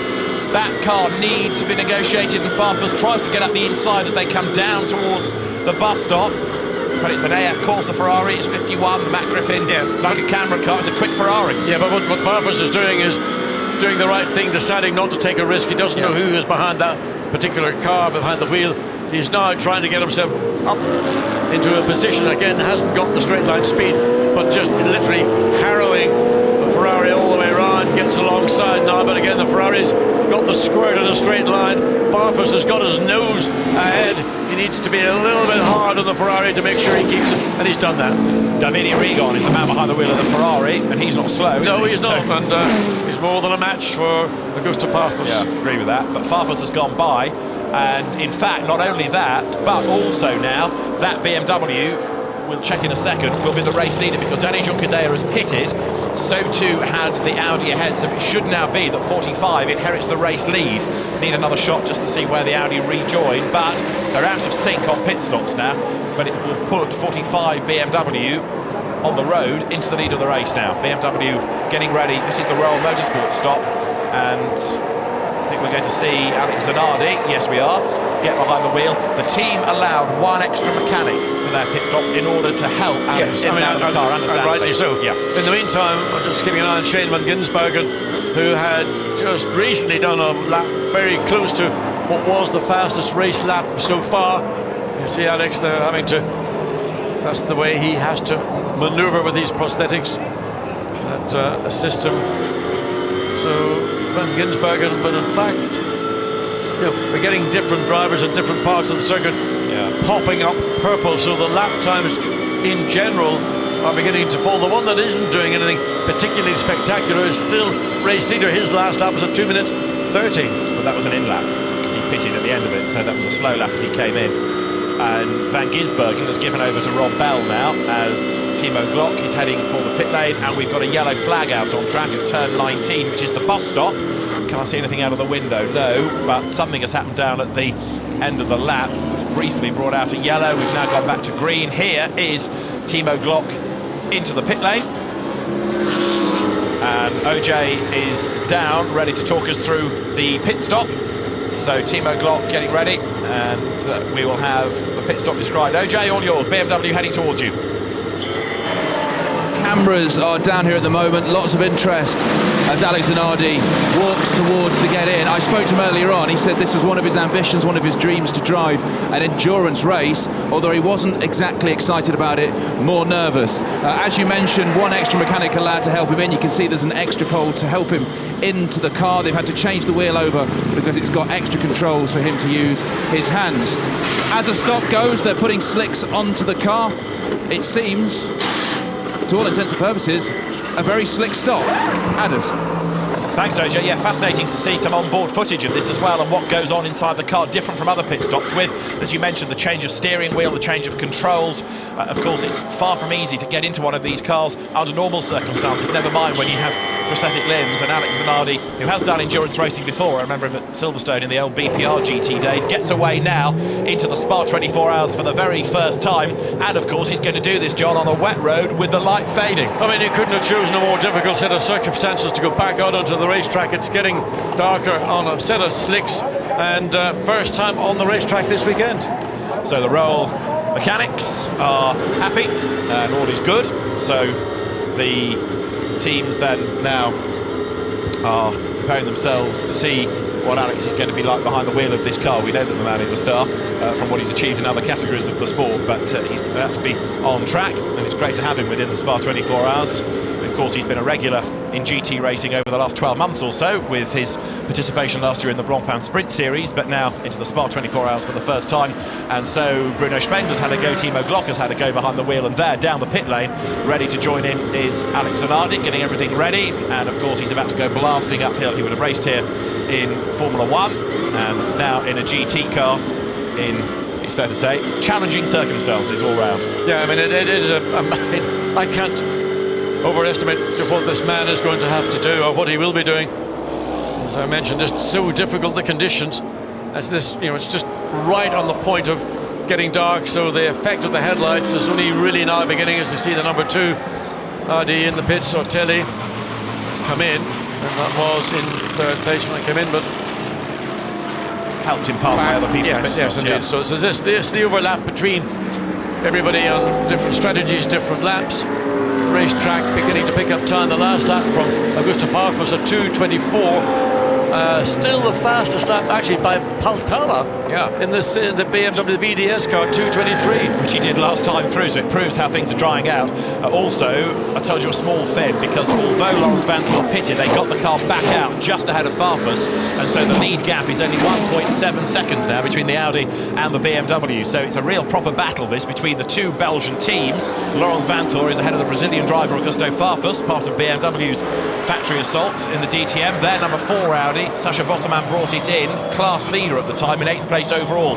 So WRT leading 2 of the 3 classes. And there is number 1, but where is the BMW behind it? Let's have a look. Difficult to tell, the lights are just... It's got a Ferrari between, I think. There's one back marker. Let's have a look at the back. Yes, there it is. So, in fact, the 2 BMWs from VDS are together. This is the view as Farfus has a look at the inside of the traffic, but as he gets past the Ferrari, Vanthoor gets past the Porsche to put a lap on it as well. But they've got this race long. There's always going to be back markers. And Augusto Farfus using everything and the lights to get the Porsche to react, to respond. It's not going to want to go offline. But you can see the problem Farfus has got. He's going to take a punt down the inside, but he'll be going into the damp bit of track. Thinks the wiser of it, and probably the wiser decision, because he was going to go offline on a much tighter entry into the corner. Again, he's still got the problem with the Porsche and the Vanthoor. Audi is pulling away by the corner, and now this battle, the Porsche trying to make its way past. Oh, dear me. Well, this is 24-hour racing, and you will get groups of cars getting together. Some will be the lead car, some will be the back marker, some will be somewhere in between. And Farfus, you'll imagine the Portuguese, the Brazilian driver, his language is not going to be too choice, and he will be frustrated. He's got to contain that frustration, not let himself be suckered into making a maneuver. He's got up alongside, but he is on the dampish part of the track as he makes the climb up the hill through the Paul Frere curve. Lights flashing at the back of the BMW. He's got to back out of it, go down a gear to get the basic drive off. He's got the drive, he'll get past. I was going to say he's had to back out of it again, because he knows if he goes offline, he's putting himself into jeopardy. So, and the fact he's allowed, the cars got some, they're going into the 3 cars already peeling off as they come into the pit lane, including, I think that is Augusta. Is that Farfus? It is. Farfus is in. So great stint by DTM driver. It's 46 Paltala driver, still with the fastest race lap, 2 minutes 23.3, and he is still on his way. Now we have news of another spinner, and that was car 83 that had a drama a little while ago, and that was the Bentley from Team HTP that runs in the Pro-Am category. It has got going again, so the drama is over as the Mark VDS BMW pits here. It was Louis Machiels that had the spin, and this is now Farfus, having got himself up into second place, now pitting.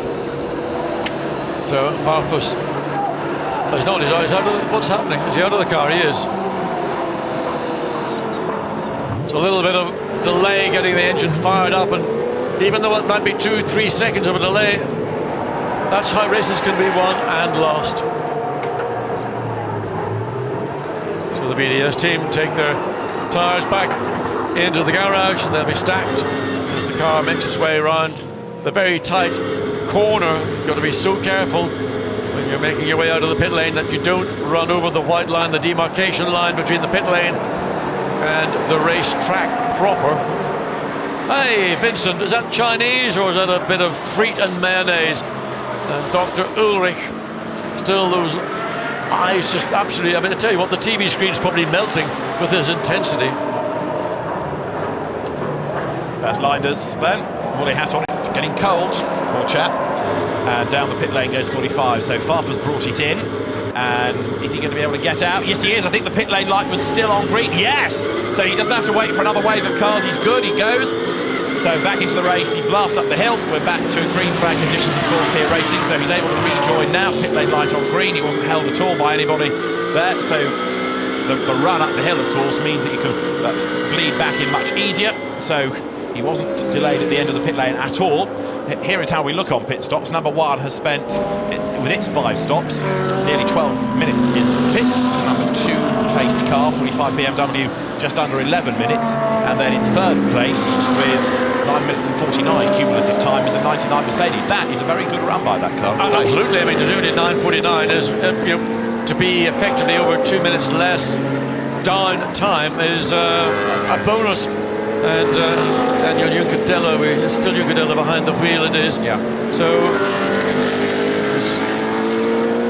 still lights flashing as one of those. Aston Martin comes out of Lecum, and then the drop down into Bruxelles. Confidence is rising because lap times Farfus now has got the fastest lap. Off the road. Same place as Sundstrom. 888 BMW. Salaquada gone off, but I don't think he has hit the barrier with the degree that we saw from Salaquada, but it's a yellow flag. It's Ryan Ratcliffe in the 888 BMW that's gone off. And I was about to tell you that there's a yellow flag at that part of the circuit because we'd seen on the timing screen a reference to a yellow flag, but that's the reason why, and it is Ryan Ratcliffe who's had it off. He certainly damaged the rear of the car. Yeah, he's got a left rear suspension damage plus the rear wing. Now, I suspect he's going to try and limp it back. He's only, what, a quarter of a mile away from the pit lane entrance, and assuming he can drive the car without doing anything that would impede anybody else's progress, then he will try and get it back as the Audi team are again preparing for one of their chargers to come into the pits. So we have a yellow flag out, but are we going to go full course yellow? Are we going to go safety car? It depends, I suppose, on whether the car can, as John's suggesting, be limped back to the pit lane. Number 10 Ferrari going through, and we are going to have, by the look of it, a safety car because there was a flashing yellow light there, and safety car is deployed. Safety car is deployed. It is interesting this because genuinely, when I talked to the race director in the week, he said I'll go full course yellow, get everyone slowed down, and then if I need to I'll put the safety car out, but we're going safety car more regularly. Yes, and I mean, again, just adds to the frustration of everybody that was preparing to make a pit stop, and of course they're going to get caught by the same trap at the end of the pit lane exit. There is the safety car already on one of the 2 safety cars, so everything is brought in control. It didn't look to be a shunt into the tyre barrier, which had only been repaired some half an hour ago, but may well be much worse than we can see. We're only just seeing it from a long-range camera view. We don't know just whether that tyre bale has been debaled or it just needs to be pushed back into position. Well, Ryan Ratcliffe, who had a big off at Silverstone last year in his Blancpain debut, has suffered here at Blanchimont. We're into another safety car period. This is our 5th, plus 2 full course yellows. The thing I find interesting is that lots of, I would call them grade 1 FIA circuits, are going away from gravel traps to having tarmac. It doesn't actually seem to arrest cars. No, you're right. It gives it the track limits problem, but it doesn't do with the original task of slowing down with the adhesion. All it means is there's no gravel to be dragged back on the racetrack. Yeah. But it doesn't seem to be slowing. When a car is spinning, it just seems to spin probably further than it would do in a gravel. The danger of gravel is a car can take a bite and then it can get into other forms of difficulty. But certainly 2 cars going off, both had contact with the tire bale. Marcus Paltela in. That's the second of the Mark VDS cars. It was 8th when it came into the pit lane. And hoping, of course, to lose less time under the pit stop like this, under the safety car conditions. Good stop there. Yeah, but again, where is he going to come in? Is he going to get held at pit lane? What, a moon? A moon? Is he going to get held at the end of the pit lane while they wait for the chain of cars behind the set? Well, there's Parker Racing's Audi. It's sitting down there. It's not going to go anywhere. The line of cars is... Oh, look at the sparks coming off those titanium skid blocks. He's moving, so he's... maybe Paltela will be lucky and not be delayed if he can get down the pit lane before... No, he's not going to be there, is he? Well, you can't quite see him yet coming down. There he is coming now. You just get the headlights as he comes down. So will he be held or will he be lucky? And sometimes in life it's better to be lucky than it is to be good. Now there's the Attempto Racing Porsche from the AM class, heading off down the pit lane, and it will have to sit and wait because they weren't in the queue when the car ahead was released. The way the race director described this to me the other day was, you've got to be in the queue to catch the bus, you can't be somewhere else. No, but they were somewhere else. Luckily, the queue of cars is actually only a few seconds behind the point where the BMW came to rest, and now will they release the cars in the pit lane, or will they wait until the next safety car trundles through? Well, the lights point that. Yeah, because those are the stragglers catching up to a safety car, aren't they? So, I mean, this is where I don't quite get it. Yeah. Why could they not be released? Because all they would be doing is joining the tail of that particular safety car train. Now, are there more stragglers to come that they will be released behind? Don't know, because I haven't got a graphic of the rest of the lap, but there's precious little traffic going past. Well, there's nothing. There's nothing. I mean, that's the point of all these double safety car circumstances. I don't know why those cars could not have been allowed to rejoin the track following that safety car line. Now, the safety car has just gone over the timing line, which comes out of the bus stop, so it's on its way, so they won't be there for much longer, but of course they have lost time by sitting there. And safety car procedure will go on with 1 safety car, we've now been told on the timing screen. So are we abandoning the 2 safety car procedure? Interesting. Well,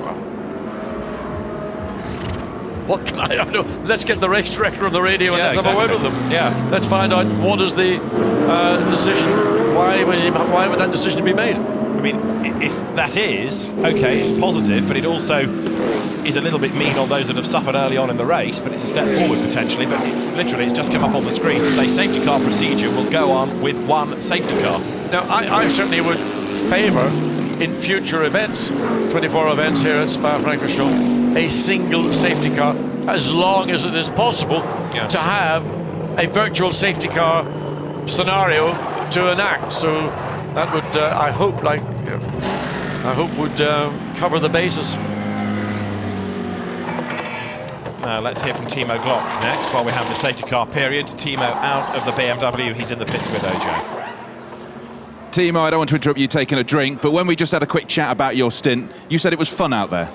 Yeah, absolutely. I mean, the car was amazing to drive. It was the first lap for me ever in the Set 4 in the wet conditions. So I had no chance before to find out how the car is, but the car makes it for me so easy to adapt to it, and we had just a very good pace throughout the stint, and then when we changed back to slick tires, we had straight away a good speed. I think we were one of the quickest cars out there.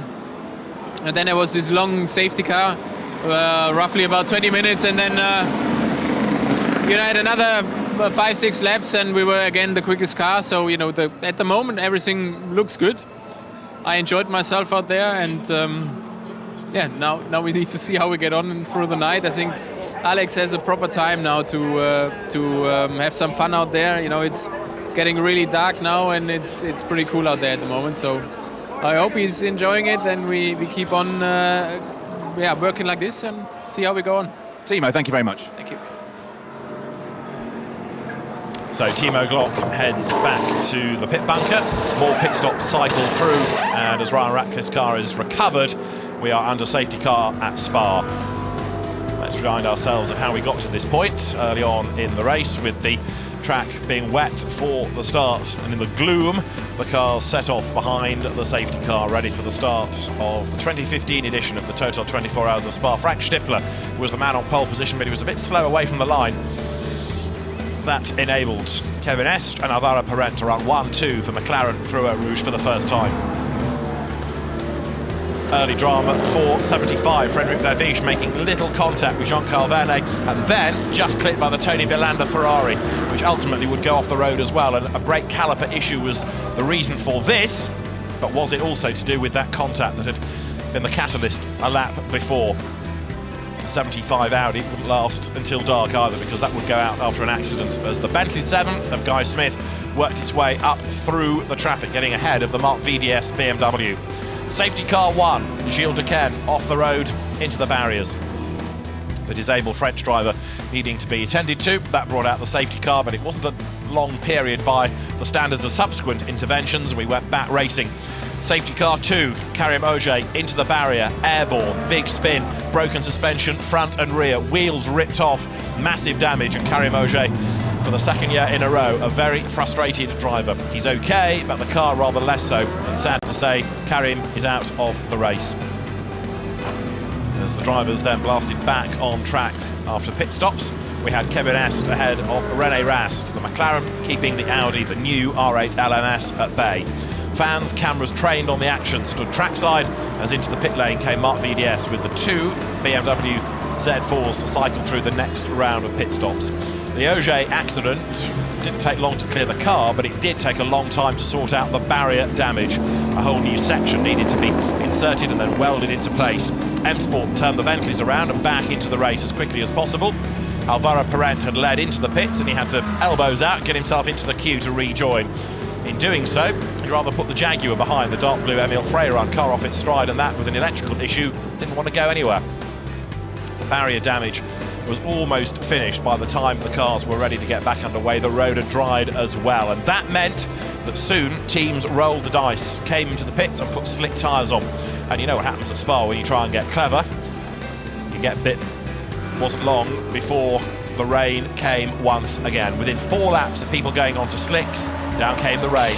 RJN had lost out with the Nissan because the decision to go onto slicks hadn't worked, and the same for the 2 Phoenix Racing Audis that lost overall 2 laps as a consequence of having to keep on pitting and change from one set of tyres to another, from wets to slicks and then back to wets. And that meant that Christopher Mies and Marcel Fassler were hugely frustrated, and Mies, who's racing these days in the Australian GT Championship, was right on the money and quickly worked his way back ahead of Maro Engel. For Ecurie Cos, a class lead in Pro-Am had been the result of Alexander Sims' work. We had a full course yellow because of the rain, and that soon became a full safety car after Michele Rugolo and Jean-Carl Vernet made contact. Out of the race was Rugolo, into the pits was JKV. Out on track, the weather conditions were grim once more, and as the race continued, up from the back of the grid, number 63, Mirko Bortolotti had brought the Lamborghini Huracan after an engine change after qualifying into second place. Ollie Bryant took over from Alexander Sims in the Ecurie Cos Barwell Run BMW. Sims brought it in the lead of the class, and Ollie Bryant has kept it up in the mix as well in his next stint. René Rast, with the skies brightening, headlights ablaze, worked his way through the traffic. Mark VDS was still the team, though, that had its 2 BMWs evenly matched as both were released back into the race. So car 1 went from Rast to Lawrence Vantor. As darkness fell, off the road went Alexei Karachev as well, spinning down past the old pit. It was a big, big lose. The car rejoined, but then parked again out on track.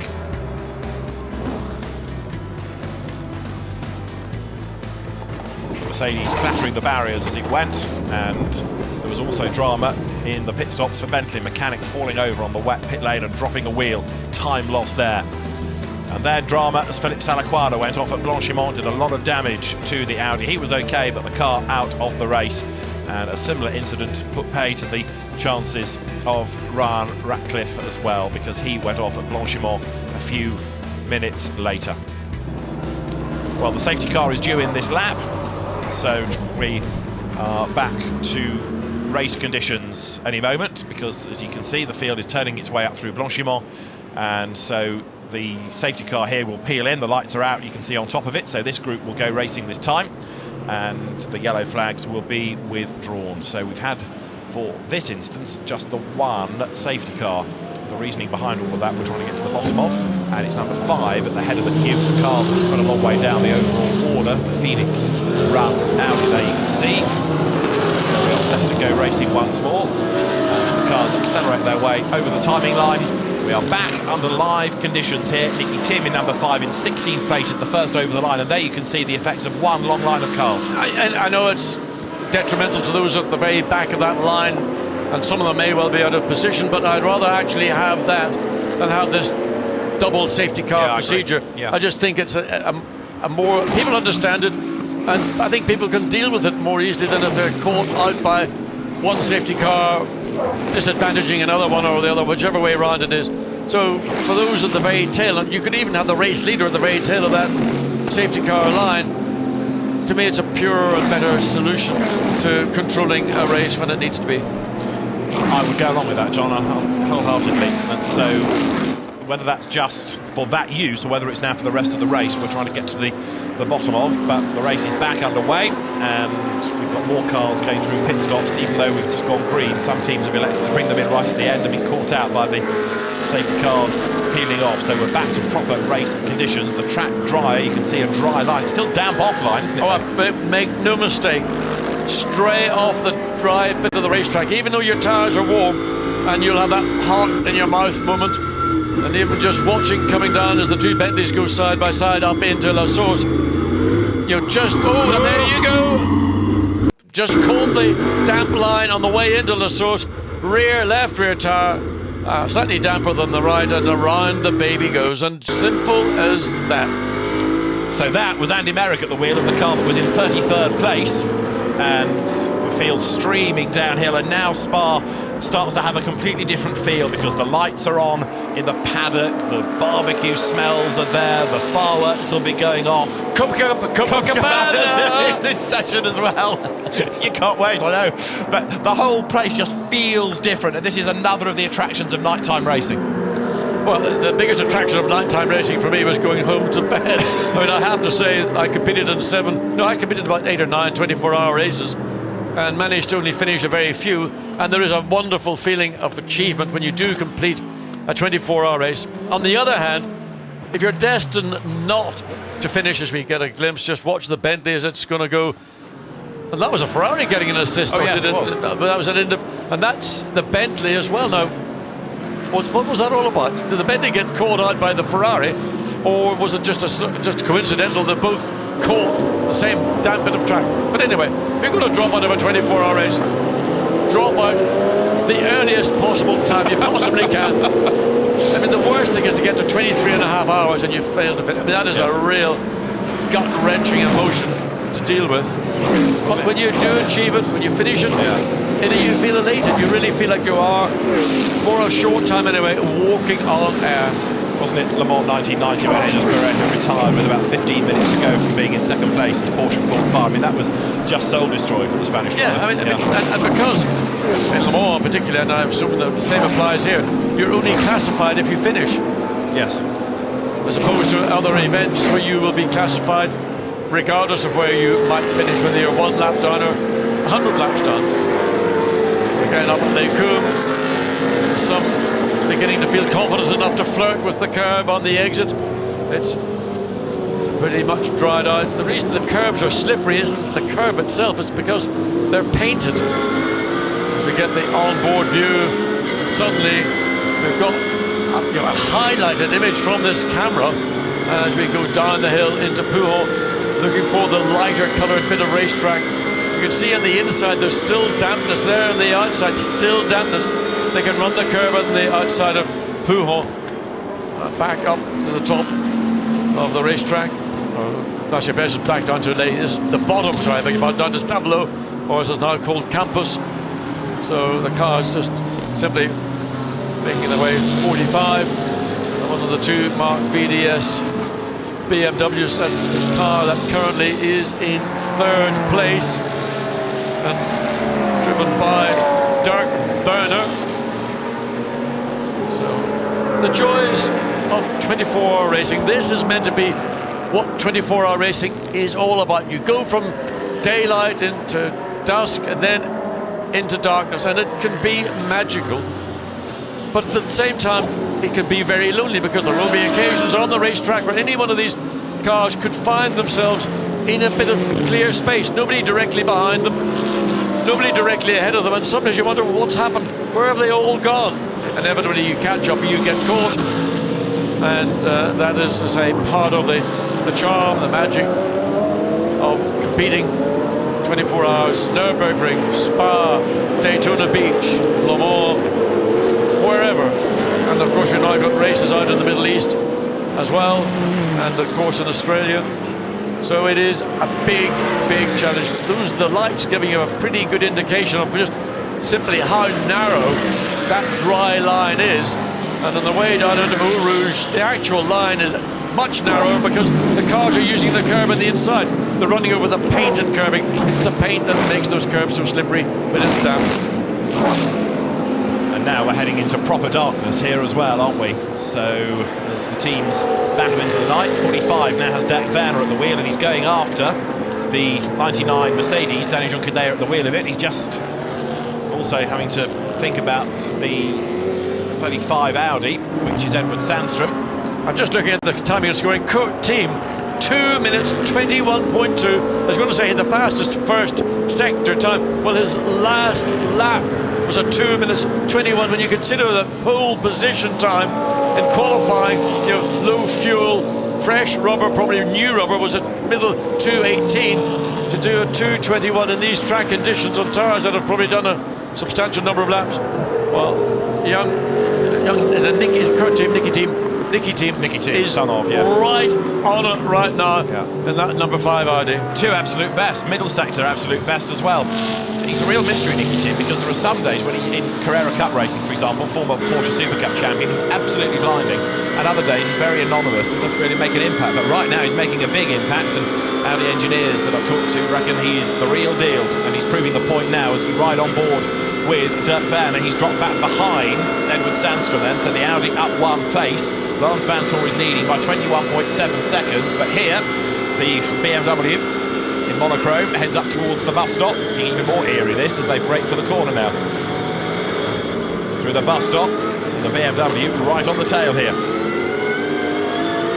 There's not really very much to choose between the two cars in the middle of the right-left chicane. And of course the Audi accelerates that a little bit earlier, and the gap stretches and then back up into La Source. And again those steel brakes glowing in the darkness shows the heat that these brakes generate in a very short space of time. Not carbon fibre brakes, but steel brakes.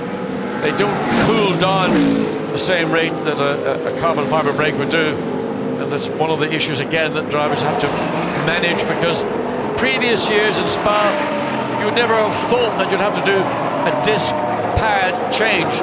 Now, I suspect when we get into daylight on Sunday morning or somewhere, we will have to see a number of teams coming in and making a strategic brake pad disc change. A mole of mine at Audi reckons they will consider that only after 15 hours of the race, and they can get the car into the box, do the disc and pad change and out again in 50 seconds. Well, we saw them do a similar thing at Nürburgring in 2013, I think it was. And literally the car came in, the jacks went up, the dollies were under the car, spun around. If you could get that on your normal road car, you took your Audi in for a service, I mean, the dealers would go out of business. They couldn't charge enough. The hourly rate is where they make their dosh. Well, look for it tomorrow, because it's going to be happening. It's not a regulation, but it will happen because just on wear and tear. So it's going to be happening as there the brake lights glow up towards Le Con. Through the right, left, right. It is 10:10 just about here, and at 10:30 we'll have hit 6 hours, and that's when points are awarded in the classes. It's 12 points for being in the lead of your class at the 6 hour mark. And where are the 3 Pro Cup contenders? Well, at the moment, 23 is way down in 18th place overall. And let's have a replay here, just quickly to break away from championship things to see what's been occurring. Well, waiting to see a car on front. Yeah, the car, it's hard to tell. It's coming down into Pouhon. It's just so difficult to see. There's some bodywork on the road. Something's lying in the ground. Look, just oh yes, by the headlights. Yes, I don't know whether that's the replay of whether that was. And there is a car that comes into view. Yeah, but there's the car pulled off on the right-hand side of the racetrack. Yeah. Now, that's not the bodywork from that car. That's an incidental moment. But whether that has been something that has occurred further up the racetrack, difficult to read that one precisely, because the flare of these headlights is just about blinding everybody looking into them. Nicky Thiem still improving, still fastest in that. He's been consistently fastest in the first sector. Sparks coming from the bottom of that. Has that lost a wheel? Car making its way up through Blanchimont. You can see the sparks pouring from underneath the car. Just we got a glimpse of it, couldn't quite identify who it is. It's going to make its way back. Slowly, there it is, climbing up. And is it the right front is detached from that Audi at 36. So a problem for the Sport Garrett. It's gone right off the track, the centre lock car. So that is getting back across the track into the pit lane. The right front has detached. Now I wonder, was that what had occurred on the run down into Pouhon? Was it actually the wheel came off, and then obviously the car would have been travelling considerably slower. So it's made its way back up. It's probably ground away half the underbody of the car in the process. Hopefully that car can be serviced, turned around and put back out on track. So Michael Blanchimont bringing it back in, but of course it's not just the problem, it's all the time you lose on the way in. There, really hurling the car over the curb for Marc VDS. That's the 46 BMW. Pounding on. And who could put the wheel of that on the last pit stop? Went all the way down in 26th place, Marcus Paltella. Still, I don't know how they got so far out of position. That can't have been simply a question of being in the wrong part of the track with the safety car deployment. There was something that occurred. We still really are none the wiser, but Marcus Paltella running hard, but it's his sister car. That's the car that is in. Just go down to see who it is. But still Nicky Thiem.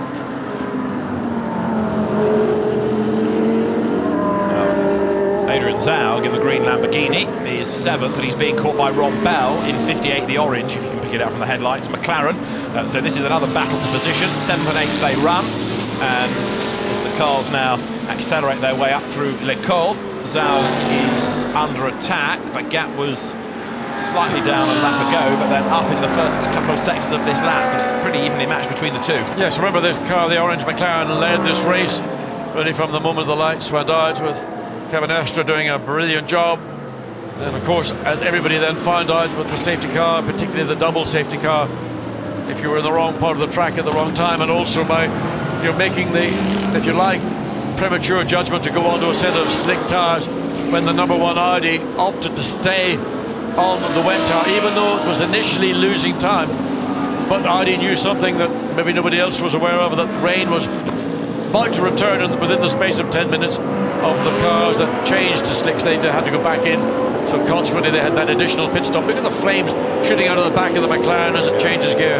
And the gap's come down, hasn't it? Rob Bell being given his first outing in the car in the race, in the dark of course, but Rob, one of those light bulb drivers, put him into anything, switch him on and he'll go. He's just a real star, Rob Bell. Nicky Thiem is up to his tricks, but so also now absolute best in sector 1 out of nowhere, Jelmer Berman in the Mercedes. Yeah, I mean Jelmer Berman running currently 6th place. Whoa, 2 cars in contact at La Source. One of them is the Christodoulou Mercedes, and 29 Mercedes is nearest us. 11 is the other. That's the Kessel Racing Ferrari. Let's try and piece it together, John. Yeah, we're just trying to look and see. Well, I know what happened. The Ferrari was coming up the inside, and the Mercedes was literally just didn't see it because he had his focus on the car directly ahead of him. That was a very ambitious manoeuvre by the number 11 Ferrari, to think that it could have gotten through there. I don't know who was behind the wheel. That's the car. Michael Lyons was due to drive, whether it was Pacini, Lyons. It was Pacini. Pacini, well, he was the hot rod on the car, and that car is over. And the Mercedes, likewise, is now. That's pretty much the end of its run as well. Nico Verdonk. Yeah, that's a great shame. Well, the Ferrari's running. I mean, there was heavy damage on the left front side of the car. He's got to do a full lap if he's going to get back to the pits. I think he wants to go and have a word, and understandably so, because it was just an unguided missile. Came down the inside. Again, may well have gone onto the damp bit of track, which would have made a significant difference. So huge disappointment. A car, Mercedes, that had been competitive throughout the race so far, just after 10 o'clock at night. So that will be extremely two cars. I don't think the Ferrari really is capable of making any progress. I'm not sure how much damage is done to the Mercedes. You know, getting out of the car and walking away from it. I don't know whether he could have maybe. Let's go back to 23 Nissan. The incident is straight away under investigation, you won't be surprised to learn, but I mean, barely had the dust settled before the stewards wanted to have a look at it. Yeah, So- I mean, it happened on their doorstep. Yeah. And it was graphically shown on replay. The Ferrari took a massive lunge down the inside, where it was a closing gap because the Mercedes was in a battle with the car ahead of it. It was opportunistic and ill-judged, and sadly, two cars have been taken out, two competitive cars too, top 10 finishers potentially. One of those cars, the Ferrari, potential winner of the Pro-Am category. And Andrea Pacini, a former winner of the event, should know better, but a wild moment, and it's put that car out of the race effectively because it's going to lose so much time, and it's certainly done for the Mercedes. But I agree with you, I'm surprised Nico Verdonk walked away so readily without perhaps trying to drag him back to the pit lane. Well, we don't know the damages on the right-hand front of the car. We don't know whether that affected the steering, but you know, I would have thought the Mercedes certainly was more. Let's have a look at it again and see. Just watch the Ferrari all of a sudden lunges up the inside. I mean, now the damage to the Mercedes doesn't look to me to be. It's bumping and bouncing, but I would have thought that might be recoverable. Well, the Black Falcon team looking on, rather thinking. Well, I think they're saying the same thing. Yeah. Where's the driver gone? Yeah. Well, there's the Ferrari. Of all the two cars that would make it back, the Mercedes, to me, was the one that probably had the most likely chance of doing so. But it's the Ferrari that's been fired up. And where's the driver? Where's Verdonk? Well, the car's about to go into a flatbed. If it's on a flatbed, it's game over. Yeah, but I mean, the damage looked to be much worse on the Ferrari. The Mercedes is built like, you know, the proverbial. Yes. I mean, you could do that all day long and still get it back to the pits under most circumstances. So it is a Ferrari limping back, and as you made the point, it's a long lap. There is Verdonk. It might have been a bit previous getting out of that car. I think he has been so, and I think the team will say to him, you know, why did you abandon the car? I understand your frustration and anger. I'd love to see how much damage to the right front there is. I mean, is that Verdonk having a look at it down on his hands and knees? Is he ruining his judgment of walking away without actually fully? And look at the team. Yeah. They're incredulous. Yes, exactly. Yeah. Yeah, similar thing happened a few years ago in the wet at the bus stop when Jacques Villeneuve was in the race in a Mosler and went off and hit the wall, and the car wasn't that badly damaged, and it was within sight of pit in, and he just got out and walked away. Jacques did? Yeah. Well, he's done that all his life, hasn't he? Well, I was waiting for you to say something about that. I fed you the line, you see. Yeah, but well, I took it. I tell you what, I'm going fishing in Iceland in a week's time. If I get a salmon as big as that one, I'll be more than happy. But similar situation. I mean, Nico Verdonk is an experienced GT and long-distance driver, so let's give him the benefit of the doubt. He perhaps knows something about that we can't see. But yeah, I agree with you. I'm surprised he hadn't tried to drag it on at all. Anyway. But he seemed more intent on having a word with the Ferrari driver. He didn't probably know who it was. And for some reason just simply turned away from the car. Safety car's been deployed. Safety car deployed. That should be for the recovery of that Mercedes. Well, the Mercedes is on the back of the truck. Yeah. It's been driven away. I don't know what that problem is. There's no sector that has got a yellow flag that we are aware of, but safety car has been deployed. And is it a single safety car or a double safety car? Well, good question. It's the 6th safety car period of the race, and I'm assuming it is for the recovery of Nico Verdonk, and maybe also to get any bits of bodywork off the road, because in the darkness there'll be bodywork across the track, and that would need clearing, wouldn't it? Inevitably, if it's carbon fibre, it will be black, because all carbon fibre in its base form is dark grey black, and so they may want to make a clean sweep as we look at 84 Bentley up on the jacks. Is that a rear pad change? They're doing something on the rear brakes of the car. That would be a little bit early in the race to see a pad change. There's a man looking for his head, which he last saw under a Bentley's wheel arch. It gets hot under there. I mean, these brakes, discs and calipers get mighty hot. So the heat can trap under those wheel arches. Should be released, but whatever he's doing, he's working hard on that right rear brake. Some people pay a fortune for a sunbed, but an alternative is to put your head near a brake disc on a Bentley. Come out with a glowing tan, but it's a long old problem, whatever it is. Who said motorsport was glamorous? Yeah. So the job has been complete. The rear tire goes on, so they're going to take off all 4 or all remaining 3. Could that be pick up from tyre rubber sort of in the wheel arch that would need cleaning? I don't think so. I don't know what he was doing, whether there was something. I mean, there was only that right rear that was the side was being attended to. So whatever it was, there was something that had been spotted when the wheel change was taking place, and rather than just simply send it back out again and think it would disappear, they had to attend to it. But it was only on the right rear, so maybe it was something that got trapped. But it looked to me to be a pad brake disc issue. Well, let's see if we can encourage OJ in that direction. See if he can go. Well, it's a long way up the pit lane. Oh, it is. Well, he's up for the challenge. Now it's dry. 21 has come in. And the door is off. Well, largely. I'm not quite sure what it's doing. I mean, has it become... We've seen these doors have a problem in the past. That's definitely on SLSs. So has the hinge... Something has gone wrong with the mechanism that locates the door. Now, you've got a mechanic working on the car to sort the door out while it's being refueled. Can you do that under the regulations? Not unless you're in the garage, I would have assumed. You're only allowed 2 people working in a car. Now there's the Bentley mechanic who was under the wheel arch trying to sort out the issue. Give him a glass of water, guys. Give him a drink. No, it is. I mean, you might joke about it, but those discs are mighty hot. And if you're working with all your racewear and whatever to protect you, in effect, that door does not look satisfactorily located, and it's just, they can't send the car out until that door. In fact, the door's got to be taken off, get a new set of hinges on it, or get a spare door. And it's just, I've never seen a door on an SL. I've seen them pop open, but never seen one become detached. And it's as if the actual location within the hinge has failed, and that's why the whole thing's flailing around. But suddenly you've got 4 engineers in the pit lane attending to it. I didn't think you were allowed to do that. They've got it back, they've got the hinge back in location. I thought they had to do that in the garage. I agree with you, and I'm just looking up to just double check how many people you can have working, because I think there's a penalty brewing for that car now. Well, after that. I would have thought you're allowed 2 people in the car in the pit lane at any one time. I don't think there's a force majeure situation for a gull-wing Mercedes-Benz to be attended to by 4 people. There is the wrecker coming around the racetrack, having, I think, deposited the Mercedes of Nico Verdonk into the Parc Fermé. And again, safety car brings the line of cars, and everybody makes their way past that. So where is that vehicle going to end up? Is there another access road somewhere that it can get parked in? There's a couple of the race fans enjoying the early evening here in Spa-Francorchamps, 20 past 10 in the evening. Having a touch of the old local brew. I wouldn't mind to drop that myself, but obviously on air, drinking and broadcasting is an absolute no-no.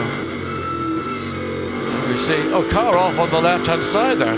We didn't see why that is. Now, is that the reason why the safety car has been deployed? Just caught a glimpse of it as the coming out of Stavlo. Number 1, the race-leading Audi has pitted, but has also been off the road, I think, because we've just been told that car 1 has rejoined the track at turn 15. That's down at Stavlo. Yeah. So there was a car parked down at Stavlo. We don't know what's happened to the lead Audi. So car number 1 has had a drama somewhere, and it has dropped into 11th place. It has now pitted, but significantly, car number 1 has had a drama. And as soon as we can get to the pits and have a look at that, we'll try and catch up on what it is that's happened. But number 1 now is a lap down, and this is significant. Let's just quickly catch up, reminding ourselves of what's been going on in the race thus far, with the wet start to the race. and with Kevin S making the best of the starts. But when the race got underway, it was a McLaren 1-2 early doors, as we had first of all the orange, then the white Von Ryan Racing McLarens running together with Kevin S ahead of Alvaro Perez. Early casualty, Frederic Verviche, as he tagged Jean-Carl Vernet, was tagged in turn by Tony Villander in the AF Corsa Ferrari, and that then, a lap later, or 2 laps later rather, went off after this excursion into the gravel going through Bruxelles. Guy Smith in number 7 Bentley, trying to get himself up through the order and find a way past the first of the marked VDS BMWs. Early doors, number 7 was looking strong, but then we had the first safety car period that threw everyone's race up into the air, and it was caused by Gilles Duquesne going off the road up at Les Combes, and that car came to a halt with a fair amount of damage. The safety car was deployed. We went back racing with the leading 3 cars having really been given a big advantage, and then the second safety car soon followed, Carré Moget having a big off.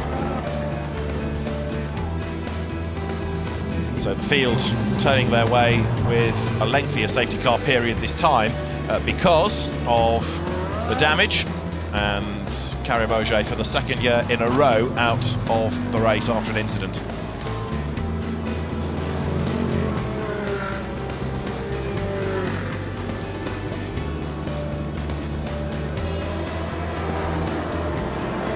Into the pits came 45, which was the first of the marked VDS BMWs, and followed in by 46. The 2 of them cycling through pit stops as the barrier damage was repaired.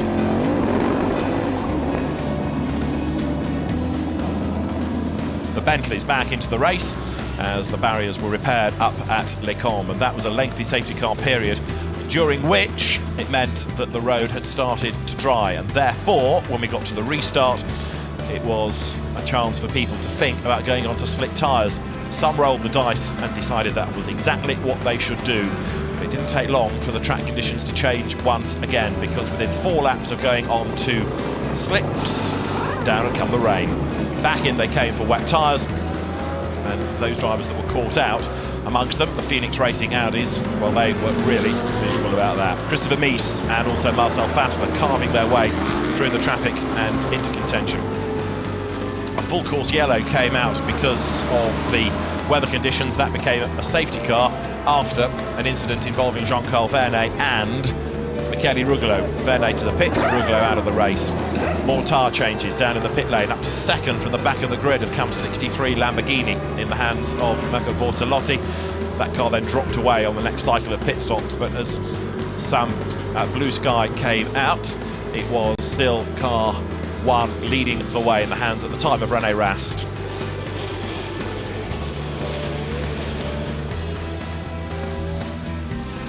So car 1 was the leading car for the time, and with René Rast behind the wheel, Laurens Vanthoor was to take over.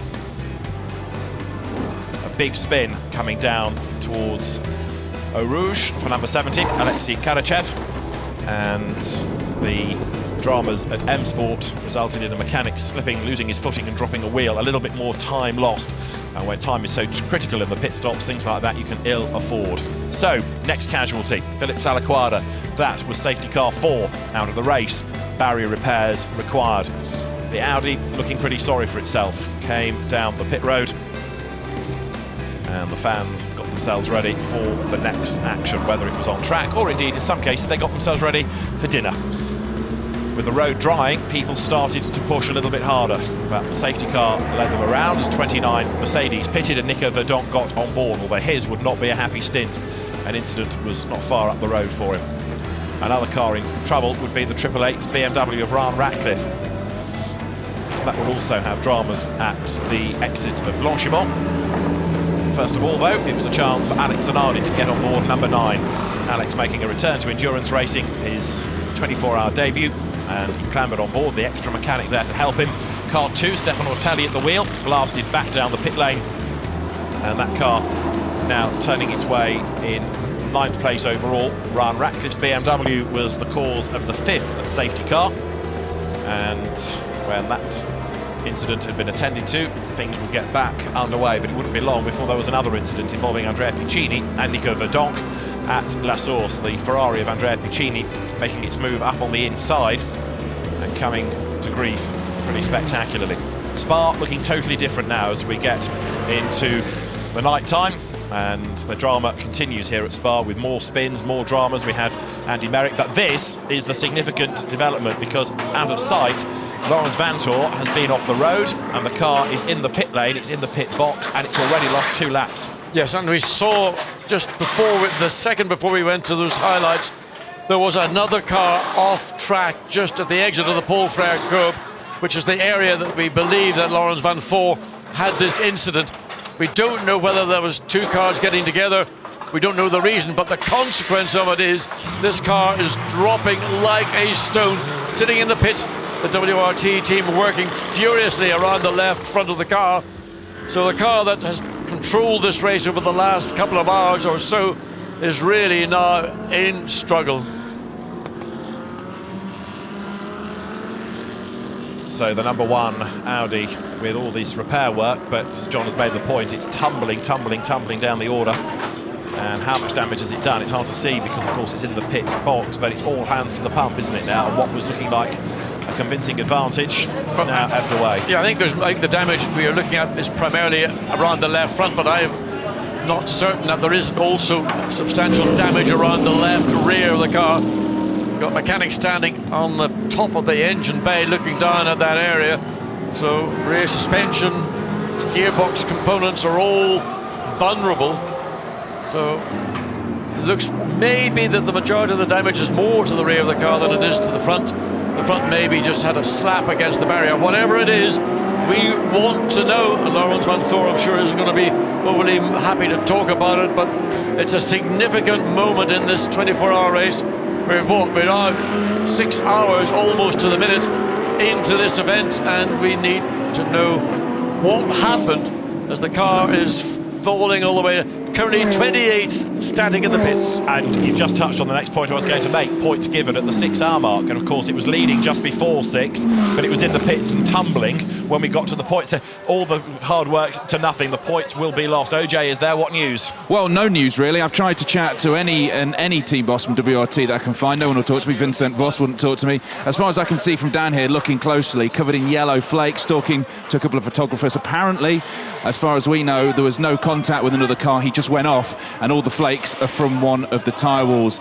Apparently, again, it's fixable, but I don't know how long it's going to take. So, if Laurens Vanthoor went off on his own, that doesn't happen all that often, but big frustration for everybody involved. And occasionally you'll just see a very tall chap walking around the front of that car, which is the chief engineer, Adam Hardy, who so wants to win a 24-hour race. He missed this event last year with the impending birth of his daughter. He so wanted to win it this year, but it looks as though it's going to ebb away because of this accident. Yes, and the majority of the damage to the car's I sort of second guessed is around that left rear corner.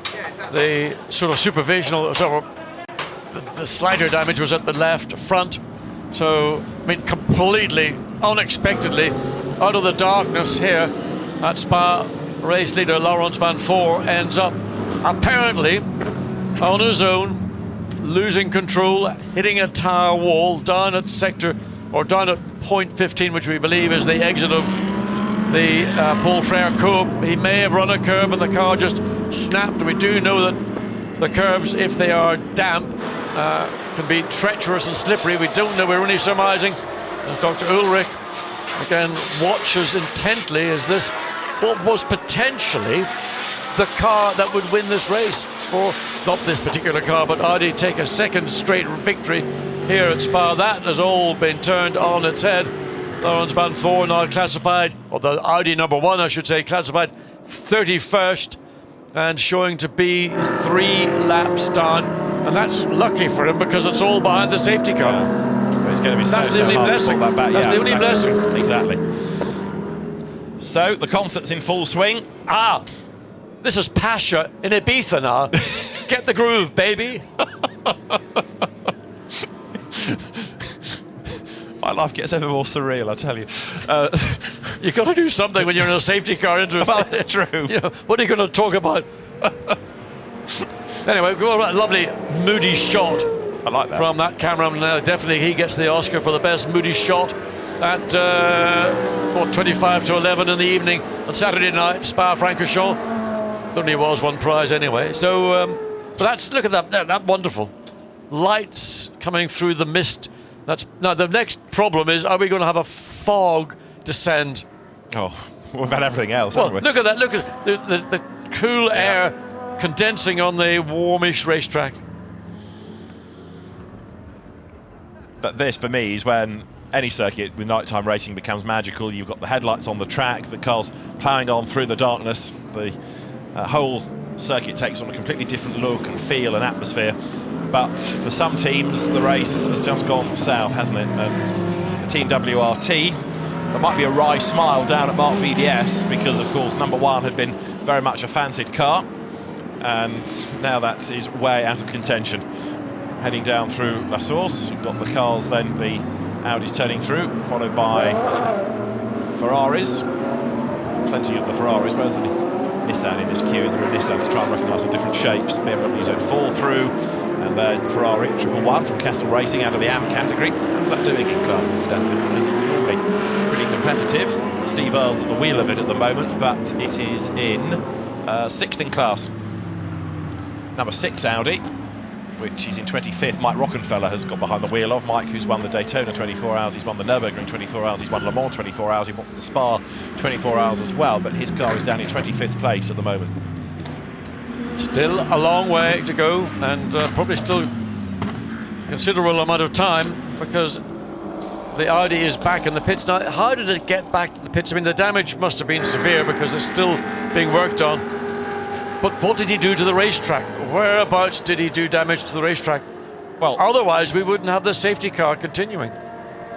So it must be work carrying out somewhere we can't see it with our camera positions, but wherever it is, and there's a flashing light there, don't know where that's coming from. Oh, there we're back to Pasha again.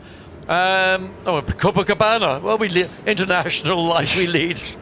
I'm still trying to work out whether the safety car is anything to do with that Verdonk incident that we've seen, or for Vantors, because as we were puzzling over why the safety car had come out, that was about the time that Lawrence Vanthoor went AWOL. Well, we saw Vanthoor's car being put onto the back of a flatbed truck. And there's again, okay, wave yellow flags. That car was already on the back of a flatbed truck. Then we saw another vehicle coming around.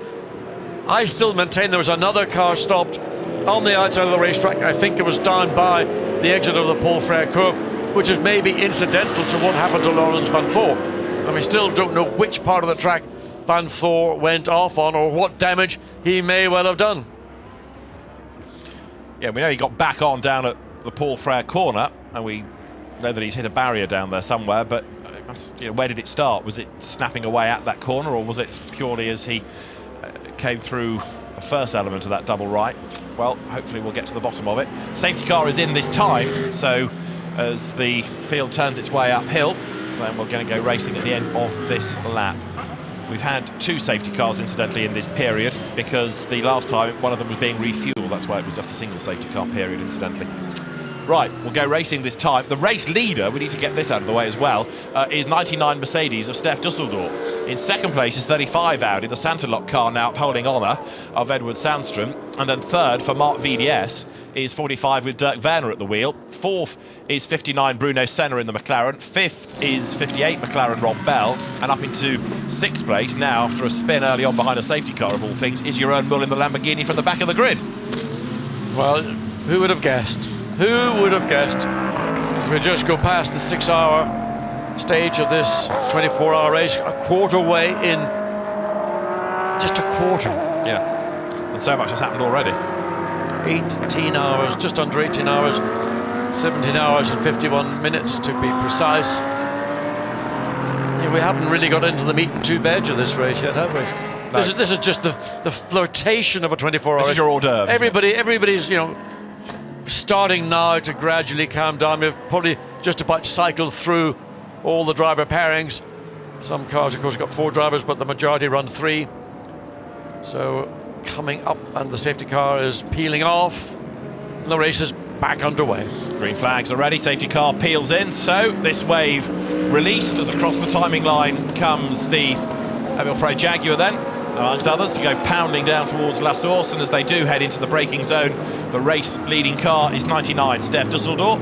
But of course now it's a case of spot the headlights as well as the shapes of the cars can also do it off the engine note as well if you're really good, because each car, one of the beauties of GT racing, has a different sound, different engine configuration. So Stef Dusseldorp is leading, and he's actually managed to pull quite a big gap after this safety car period over Sandstrom. But Sandstrom versus Dirk Werner now for second and third places is the next battle to look for, because they were only half a second apart last time. They're going to be in the other wave of safety car though, so they'll head up towards the bus stop any moment, and we are back racing once more. But there's a lot more to come out of this Laurens Vanthoor story, that's for sure. Well, there's the Jaguar up at the top of the circuit, and it seems to have all its lights functioning. It did have a memo to the team that, so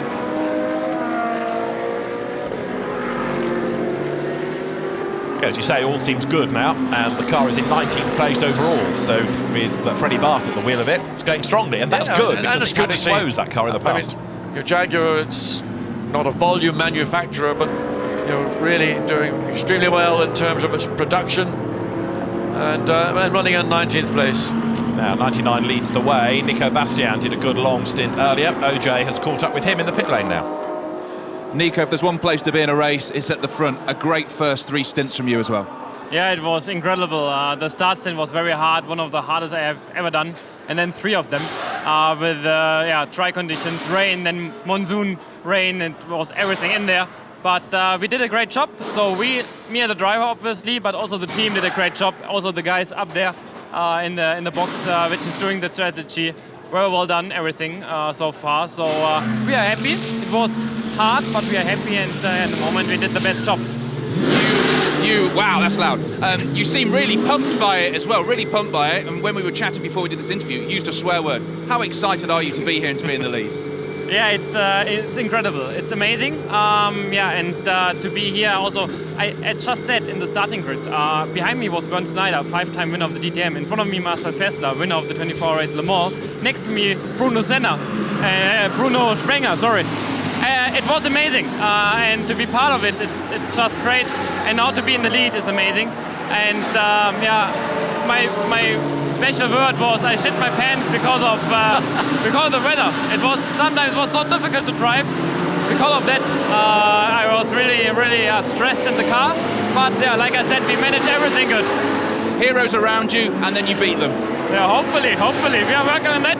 But unfortunately, it's still 18 hours to go. I would like to be here now, Sunday, 3 o'clock or 4 o'clock, even better. And now standing with you here and doing the interview. That would be much better, but let's see. In 12 hours, maybe. Let's hope that happens. Thank you very much. Thank you. Bye-bye. Nico Bastian's quite a character, isn't he, really? Yeah, racing against his heroes. Apologise for inappropriate language, but I mean, we know what he was saying, and English is not his first language.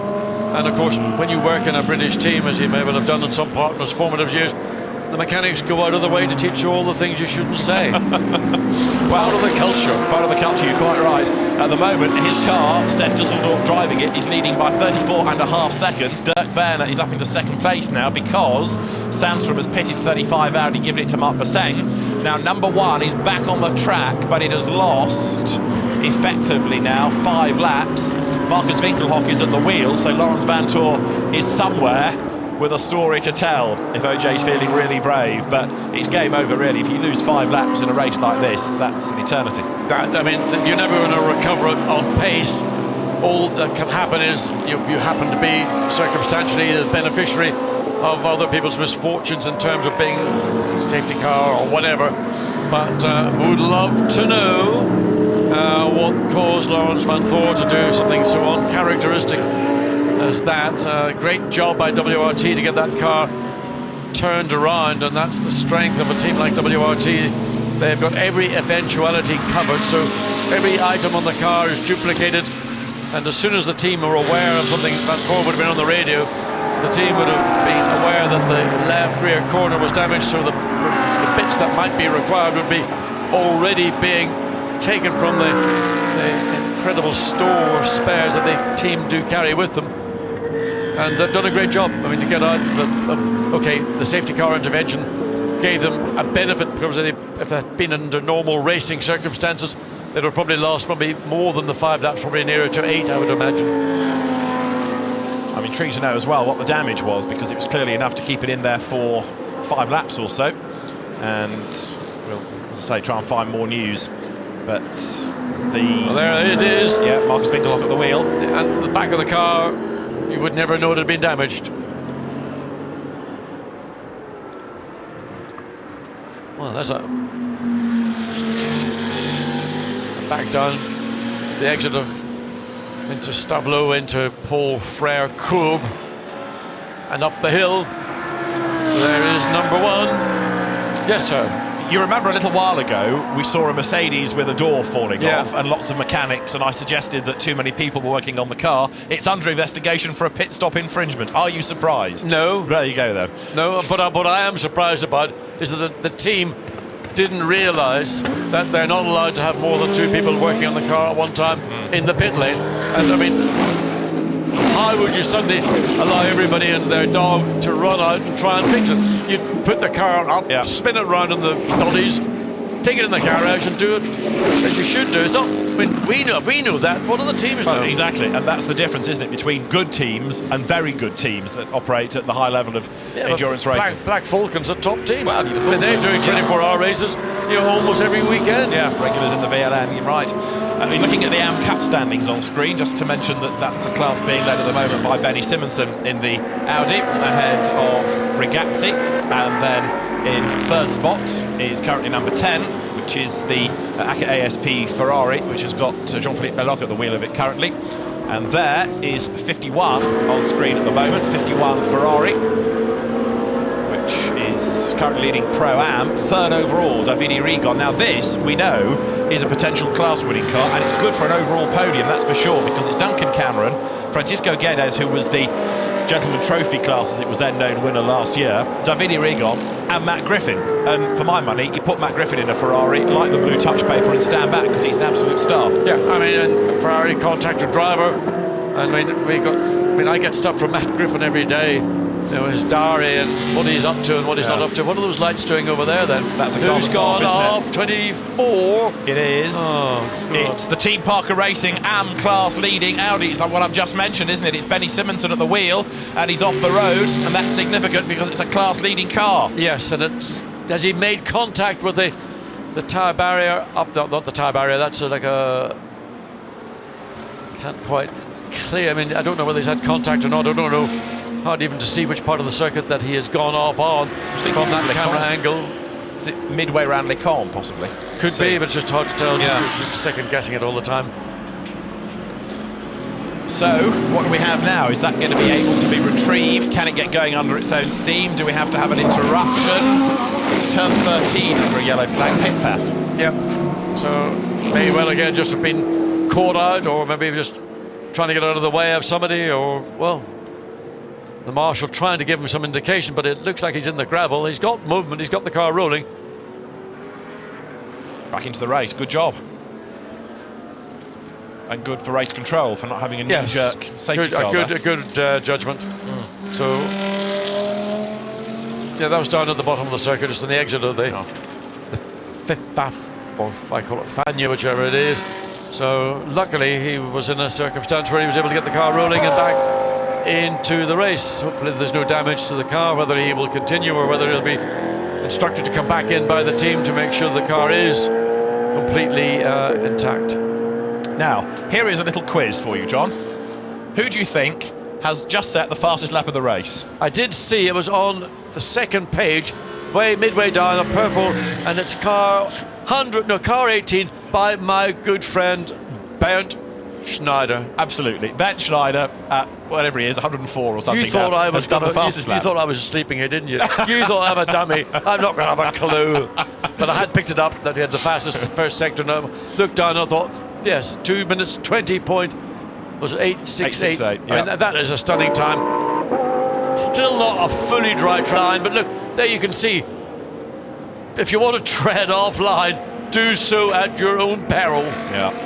Benny Simonsen back on track. Bernd Schneider is the fastest man on it at the moment then. So 18, after earlier delays, is now down in 30th spot. That was the car, wasn't it, that Sean Johnston put in the gravel. But it's back on track, and Bernd Schneider just doing what Bernd Schneider does, driving absolutely flat out. And he remains as competitive as ever. He was here a month ago in the German GT Championship and was on pole position. Surprise, surprise. You know, I mean, Bernd is driving with, you know, in the Pro-Am category, Oliver Morley, Sean Johnson, Maro, Engel. You know, maybe he doesn't want the pressure of driving in a car, a fully professional car. You know, he's achieved so much, he doesn't have to prove anything. He's just maybe doing it because he loves to do it. Yeah, the expectation is not quite so much in a Pro-Am car, is it? Let's just have a look at these pit stop times cumulatively now. The 99 car that leads has done an extra pit stop, admittedly, but 45, 5 pit stops, 11 minutes, and that is the car that is now running 40 seconds behind. And in fact, it's about to make a 6th stop because it's in now, so ignore that graphic because it's just changed with number 45 having come down the pit lane. So Dirk Werner brings the Mark VDS car down pit road as we approach 10 minutes to 11 here local time. So these cars also, well, it's a quick turnaround because the engineer didn't get a chance to clean the screen fully. But they do have tear-offs on the screen. Those are very thin layers, a bit like what you might wrap up your sandwiches to go to work in. A bit more sophisticated than that. But they have maybe 2 or 3 of those in the car, and at certain points they'll pull it off. And you can't believe how much difference it makes because all of a sudden, having looked through a pretty grubby windscreen, everything is gin clear. It's just like a brand new set of tires. It just transforms the car. So, the rip-off visor you know all about. It's the rip-off windscreen. Yeah, the rip-off visor. Don't see it when you do sit in open-wheel racing, but it's done on a big scale. The BMW is back into the race then, so the lead gap would have extended. The 3rd place car had also been in. Davide Rigon brought 51 into the pit lane. So, order shuffles. And down the endurance pits goes the BMW, and now we have the firework display. There have been plenty of fireworks on track. Now it's the fireworks above the circuit as well. How distracting is this? You're trying to concentrate on your race and suddenly there are these flashes out of the corner of your eye. It depends which part of the racetrack you're on, but obviously, you know, you see something going up in the air like that. I mean, your concentration levels normally are very intense. Your peripheral vision will pick it up. And I would imagine most drivers would think it is a firework. It's not an alien invasion here at Spa this weekend. Now, whether that's quite that was a little heart. Look, yeah. Little hearts. Oh, I didn't think the Belgians had them in it. I bet that little heart isn't from Dr. Wolfgang Ulrich to Lawrence Vantour after he's off. I bet there was some fireworks in that pit box when Lawrence got back and had an explanation to give. David, you know, think of all the great jobs that Laurent Vantour has done, and you have to balance it out. You know, everybody makes a mistake at some point. We don't know the causes. Maybe a wild animal ran across the track in front of him. Maybe a deer leapt across, Bambi leaping across the racetrack. Matron, Watson's out of bed again. That was pretty funny. So, whether Bambi is responsible for Lawrence Vantour's demise, we'll have to wait and see. 40 seconds. The car has now dropped 2. Marcus Winkelhock is at the wheel of it. Oh dear. And we are with Mercedes leading the way. Steph Dusseldorp at the wheel of number 99. Copacabana is popular. I tell you what, I think the director's got something in there he's trying to sort of spot. I mean, why would we keep going back to Copacabana? Well, maybe I've answered the question. Certainly after more than the cocktail. All right, back to the plot. Where are we? Lap 120. And we've done just under 6 hours and 21 minutes of the race now. Steph Dusseldorp is the leader. Of course, also the problems that affected Lawrence Vantour just before the 6-hour mark, affecting the championship situation because very, very few points therefore to be awarded to get the correct readout at the end of 6 hours just to confirm where he was. But instead of 12 points for leading, it could be none at all. Yeah, but remember, just to compound everything, you get double points for a 24-hour race. You do at the end, so yeah. Yeah, so we've had the points at 6, there's points to do at 12 as well, and then of course it's double points at the end of the race itself. Up into 2nd place has just gone Max Buch in number 8 Bentley, and up into 3rd place now, number 47 Ferrari, which has taken over the lead of the Pro-Am class with Jean-Marie Buch at the wheel. Oh, there we go.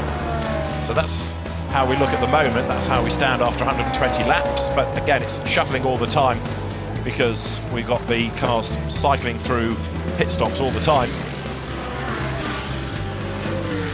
And Steph Dusseldorp, the race leader, with Max Buch in number 8 Bentley, and that is the one now carrying M Sport's hopes, isn't it? Because number 7, Andy Merrick at the wheel, is a couple of laps back, down in 16th place. We've seen it had a spin, but also it lost out under the safety car. So different teams now having some cars with good, some cars with bad fortune. And what's happened here? Oh, another incident. Big pip into the barrier. Bentley 7, the car I just talked about, Andy Merrick, is off the road.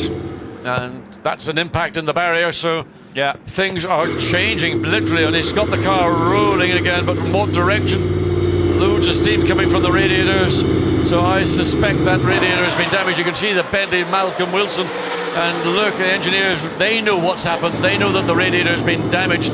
Steam, how much fluid is pouring out of the car as Andy Merrick is going to try and get it back up to the pit. And he's shut the engine down. I wonder, as the team said, shut it down. Here it is, up Kemmel Straight. It's really close to the car, the Jaguar, and goes down and all the way, oh dear me, bump, bump, bump. Now that isn't what caused the damage, it's the spin trying to get back on the track. Oh, there it is. It didn't even he couldn't even turn the car. No. Well, that was, let's put it this way, probably about as bad as Laurent Van Thor. Well, the Bentley sits in a forlorn heap by the side of the road. Yellow flags are out. And we are told it has rejoined, but it doesn't look like it's rejoined to me. Well, that's rejoining. It's smoking like a chimney. And that's steam coming from you. The bonnet on the right-hand side and the front guard. So there's damaged front suspension, front bodywork on the right-hand side. The bonnet, Andy Merrick, the door is open. He's probably perfectly fine. And is that fluid? It is. You can see fluid already pouring from underneath the car, whether that's water, oil, or a combination of both. Bentley team gutted. Absolutely gutted. I don't think we ever saw Stephen Kane even get into the car, did we? That might just be able to be dragged backwards. Yes, it is off the track. And all of this being done without interrupting the race. I think the right front is hanging there like the proverbial limb, whatever. So it's not going to go any further. So, number 7 Bentley, its race is run. Looks like it, doesn't it? Too much damage for that. And a replay here coming out of the bus stop. Somebody else in strife. Oh, that was 8 Bentley, wasn't it? Getting it wrong. Max Buch. Maxi Buch. Yeah, in second place he is, but having a spin himself. Well, that looked like it was self-induced by the young German driver. Now he's sort of trying to spin the car around, do a bit of a donut to get it, and in the process, the car that's about. But he's actually, I'm not sure he didn't try to get into the pit lane. What is going on? We've got drivers on the radio, we've got engineers on the phone. Guy Smith's looking there, wondering what's happened to car number 8. Is it going to be returning to the pits? Tension in the pit lane, family, friends. Terrible moments for those people. They don't know, they're waiting to hear, is he okay? There's nothing wrong with the driver. Car needs a bit of TLC, but it ain't going to get it. No, it doesn't look like it, does it? Number 8 has recovered after its spin, the Max Buch car. But 7, the Merrick car then, stuck by the side of the road for the moment, needing to be pulled to a safer place, but it does look as though its day is done. So that's going to throw the order upside down again. Now, this is how we look after 6 hours, points awarded, and so 23 Nissan, which hadn't scored, is ahead of Bentley 7 that hadn't scored, ahead of Laurens Vanthoor who hadn't scored. It's all behind with Nico Bastian and Steph Dusseldorp that they creep into the mix because they have scored well. So by dint of having bad luck for others, Laurens Vanthoor is still in the mix as far as the championship is concerned. So the Pro Cup, as far as drivers is concerned, will continue to be a source of intrigue throughout the race. Yeah, I mean, it's interesting that the top 3 basically no points scored at the 6-hour mark. But as we progress for the remaining 3 6-hour segments, it's going to change. Yeah, you get points at 12, nothing at 18, but you do get them at the end, of course, the double points awarded right at the very end. So that's how we look in the Pro Cup, but it'll all shuffle around again potentially after another 6 hours have elapsed. So, safety car is not on track, but we've got cars very slowly going over the timing line, and I'm puzzled because I haven't seen any boards. I mean, I would say they're running at a virtual safety car pace. Yeah, because there's supposed to be it's a full circuit. Everything is yellow all around the racetrack. But there's nothing on the safety. There's nothing on the timing screen to say that we've had a full course yellow. There's a yellow flag. But every sector's got yellow, so I'm assuming that must qualify as a full course yellow. Now it's come up on the screen confirmed. It was late coming up, but yes, we have now got there.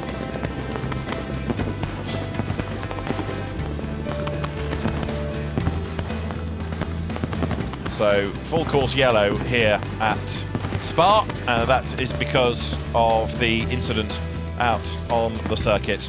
And there it is, Andy Merrick's car.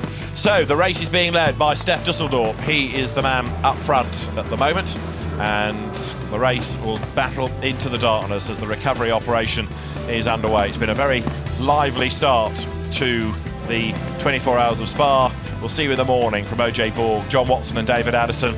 It's time for a beer. Good night.